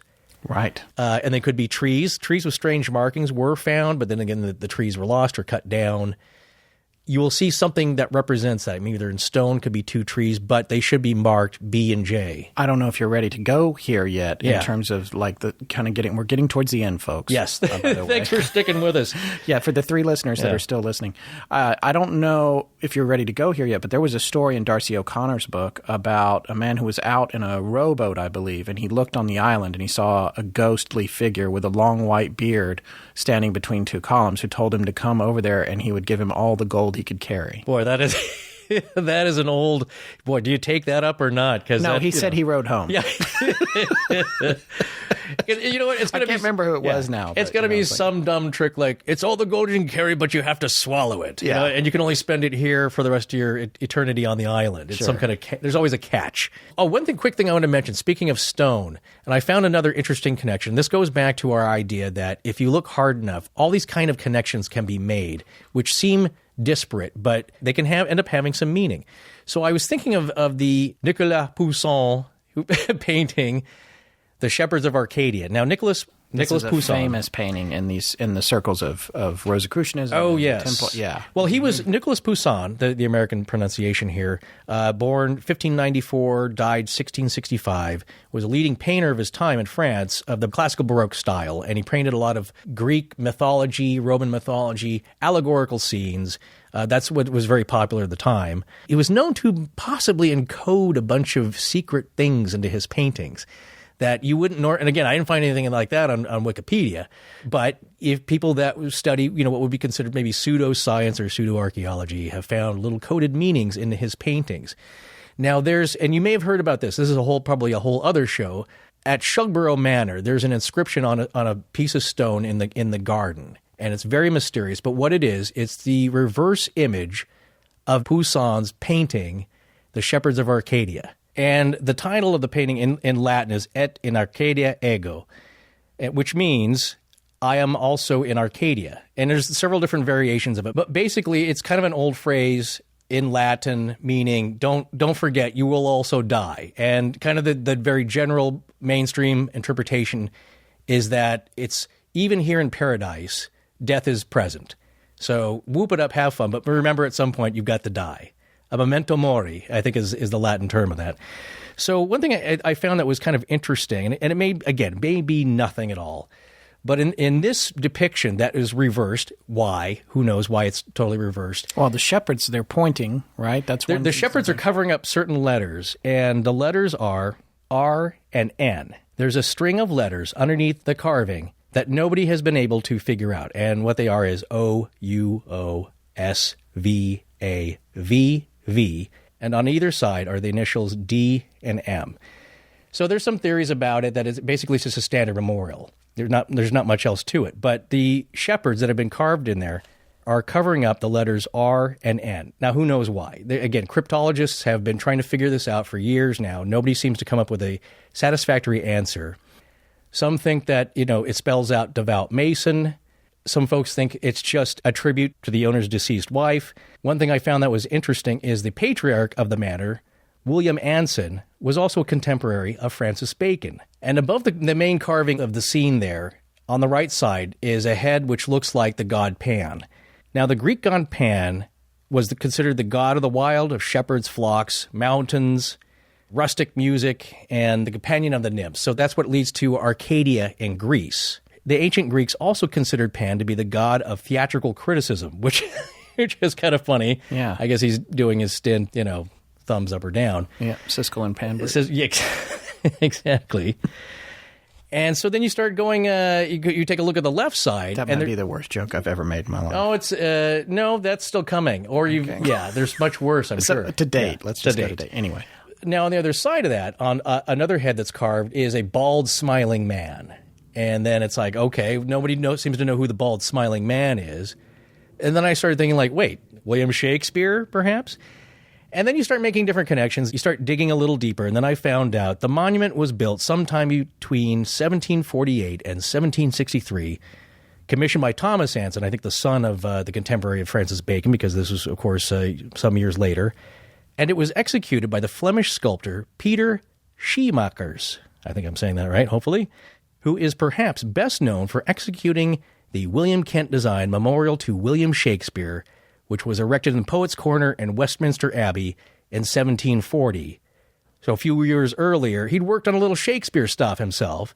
Then he comes to do this piece. And you think, okay, is there a connection there? Where are these shepherds pointing? Why is it reversed? Another interesting thing, there's another vault that's been carved in that's on top of the vault that's in the original painting. Poussin did the painting twice, so I think it's in the second version. What the heck is that there for? Is it possibly the two chests that were on top of each other in the money pit? And again, your mind just goes, it just keeps going and crazy. And you know what? This probably means nothing. I'm sure I'm not the first to think of that. But this is the point I'm making, is that all these kind of connections can be made, and a lot of them are valid. Some probably lead nowhere, or just are unintentional, and maybe have some meaning on their own, may not. But they can't be made. It goes all the way back to the Wilkins map, which we talked about in an earlier part of the show. Yeah, not this episode, but the prior ones. I know it's hard to believe there were ones before this, but the map had information on it that corresponded to Oak Island, but it was admitted to be wholly fabricated by the man who drew it from out of nothing. Yeah. So it came to. And he had some inspiration from some other pre-existing maps, none of which were connected to Oak Island. So the details came together. So then the next thing that happens, and this is where debunkers would go crazy if any of them are listening to us now, the difference between, okay, people are stretching this pseudoscience, you're making all these connections that aren't there, where's the hard evidence and where are the facts? There's another side to that, and I recognize that this would irritate some people, but maybe these things all appear to be connected in certain ways because they are connected in a way that we can't really conceive, that there's a fabric to it all. Right. That pulls everything together. And the reason, the more you dig and the more you look, the more things seem connected, it's because they are. Okay, and the last thing I will say, as far as connections you can make, is a work done by Peter Oberg on the deciphering the letters. He thinks the letters could stand for numbers, the sum of which would be 2,810, which is the distance in miles from Shugborough to the Money Pit.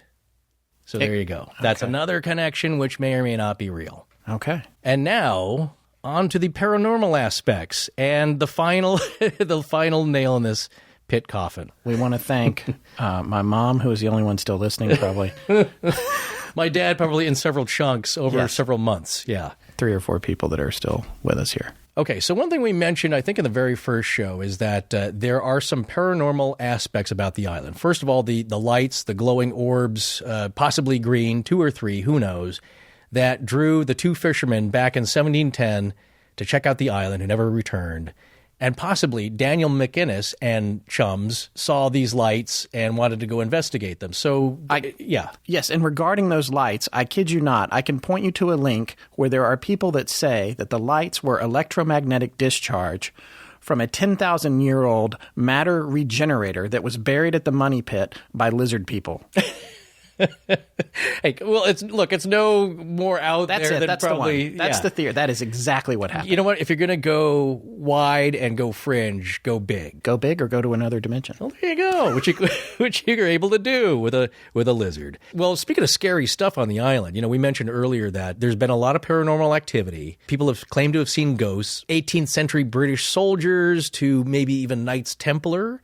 But remember Dan Henske? Now, he's a real salty-the-earth worker type that was helping Dan Blankenship put steel casing down into borehole 10X. Yes, he lived on the property. He lived on a house right there at the mouth of 10X, wasn't it? Or was it at the mouth of the It was close. I mean, He's close to the shore. I think they were able to build cabins and such, but he's been there a long time, and he's on the show currently. And he had he's had several kind of horrible things that he's experienced. And one, it's kind of funny in a sense, but I feel the tremendous terror that he must have felt to have done this. But he was so frightened by some kind of spirit encounter, I believe. And I think it was at night. Didn't he describe it as a Spanish priest? I don't know if these are connected or if this was a separate incident. What Scott's talking about is, and you'll see this on the show if you watch it, he claims that there was a moment, I think he was in one of the workshops, and he said he was possessed by the spirit of a medieval Spanish priest who was having his throat cut, and he felt his own constriction of his own airway happening. He fell to the ground and felt like he was possessed. Right. Now, and by the way, you guys might remember Menzies, who we mentioned earlier in this episode about 7 hours ago.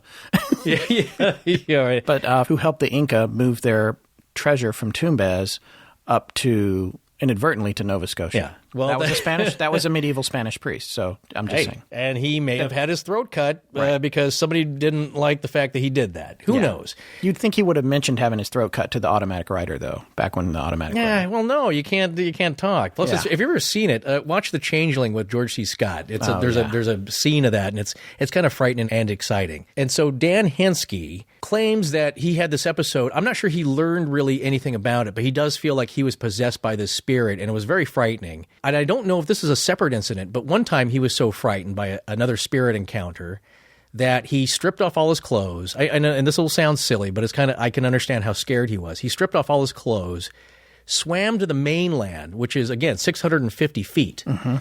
And that water's freezing, and at night, and I don't know what time of year it was, and this is maybe the funny part, other than him being naked, all he brought with him was a globe, a book on advanced calculus, a textbook, and a copy of Elvis and Me by Priscilla Presley. Now, I don't know why, other than he must have been in such a panic. Yes.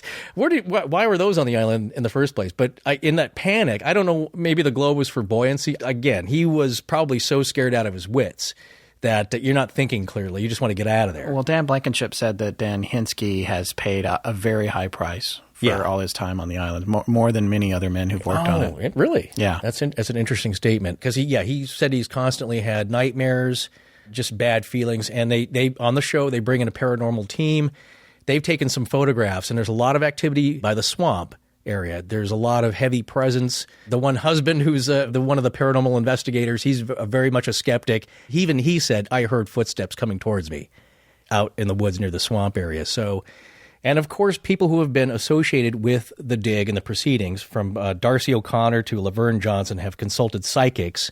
And Mark Finnan actually knows Terry Murphy. She's one of the most well-respected psychics in Nova Scotia, and he had an incident where they were filming a TV show with her, and she had some observations and basically saw men in cross-emblazoned robes proceeding on the island as if they were doing something very important. And basically, they were wearing the 8-pointed cross of the 12th century Order of the Knights Templar of Jerusalem. The same emblem has appeared on ceremonial clothing worn in Masonic ritual for centuries, and that's from his book. But a lot of the psychics keep coming back to the swamp area. The swamp is very interesting. I mean, based on all the things that we've come across and covered, it seems to be definitely a hot spot right now. It's a hot spot. There's something to it. It's not very accessible, and it's hard to pump, so it's not a very easy place to get at. All right. So, for those of you that are still with us, that's got to be it. This episode truly was for the people who have written in and said that they like to binge listen to our show, because on this one, you can binge listen without even having to select a new episode. It's all one long gorge of words and names and dates, but I think for good reason, because one of the goals that I had was to be not the final word on this, of course, certainly. We couldn't get everything in, but I wanted it to be definitive about something that I believe could be possibly very important to human beings everywhere. Yeah, I don't feel, for me, my final conclusions are that I really don't think this is just a stack of money. I'm sorry. I just don't believe that. One point that you made earlier in this episode that I thought was super valid is that when you hide money, you want to be able to get it back pretty quick. Yeah, and especially if it's ill-gotten gains, you want to get it out. Things that you're hiding to not be recovered or to be very difficult to recover under even the best of circumstances, they aren't necessarily about cash value. And I think it's pretty clear that whatever is or was here was important to all of mankind. And I think it's, in a way, all the work and engineering that went into concealing it makes it a little more frightening to think about and what it is or what it was. And if it was something that was moved, where is it now? Yeah, right. Well, what if it was discovered by someone with evil intentions? And, I mean, who knows? We don't know. the Nazis in the Ark of the Covenant. Yeah. Belloc. Maybe it's just in a warehouse and, that's, you know what? My thinking is that it could be something huge and it could have been moved already.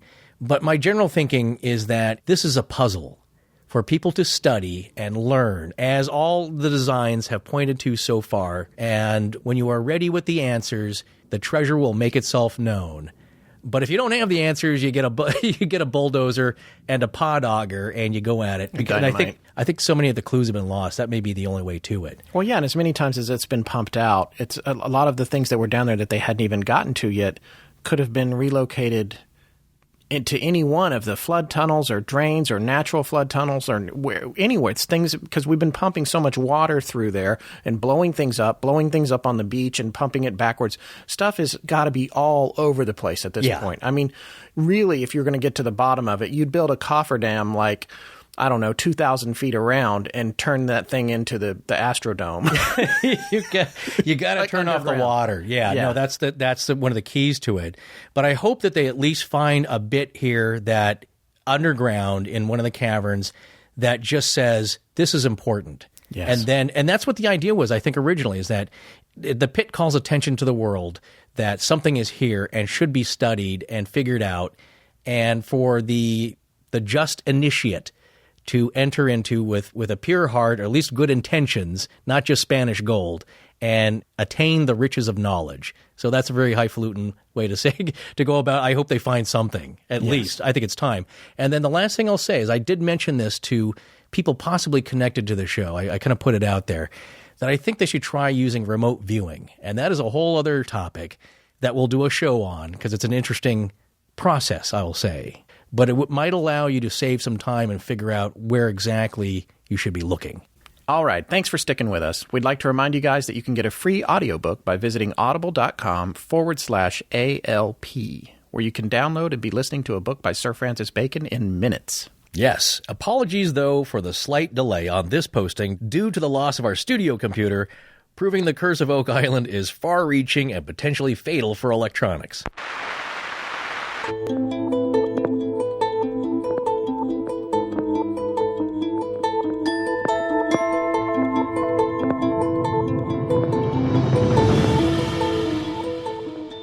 And a quick reminder that we're taking a 1-week hiatus, but we'll be back with a new show on August 28th.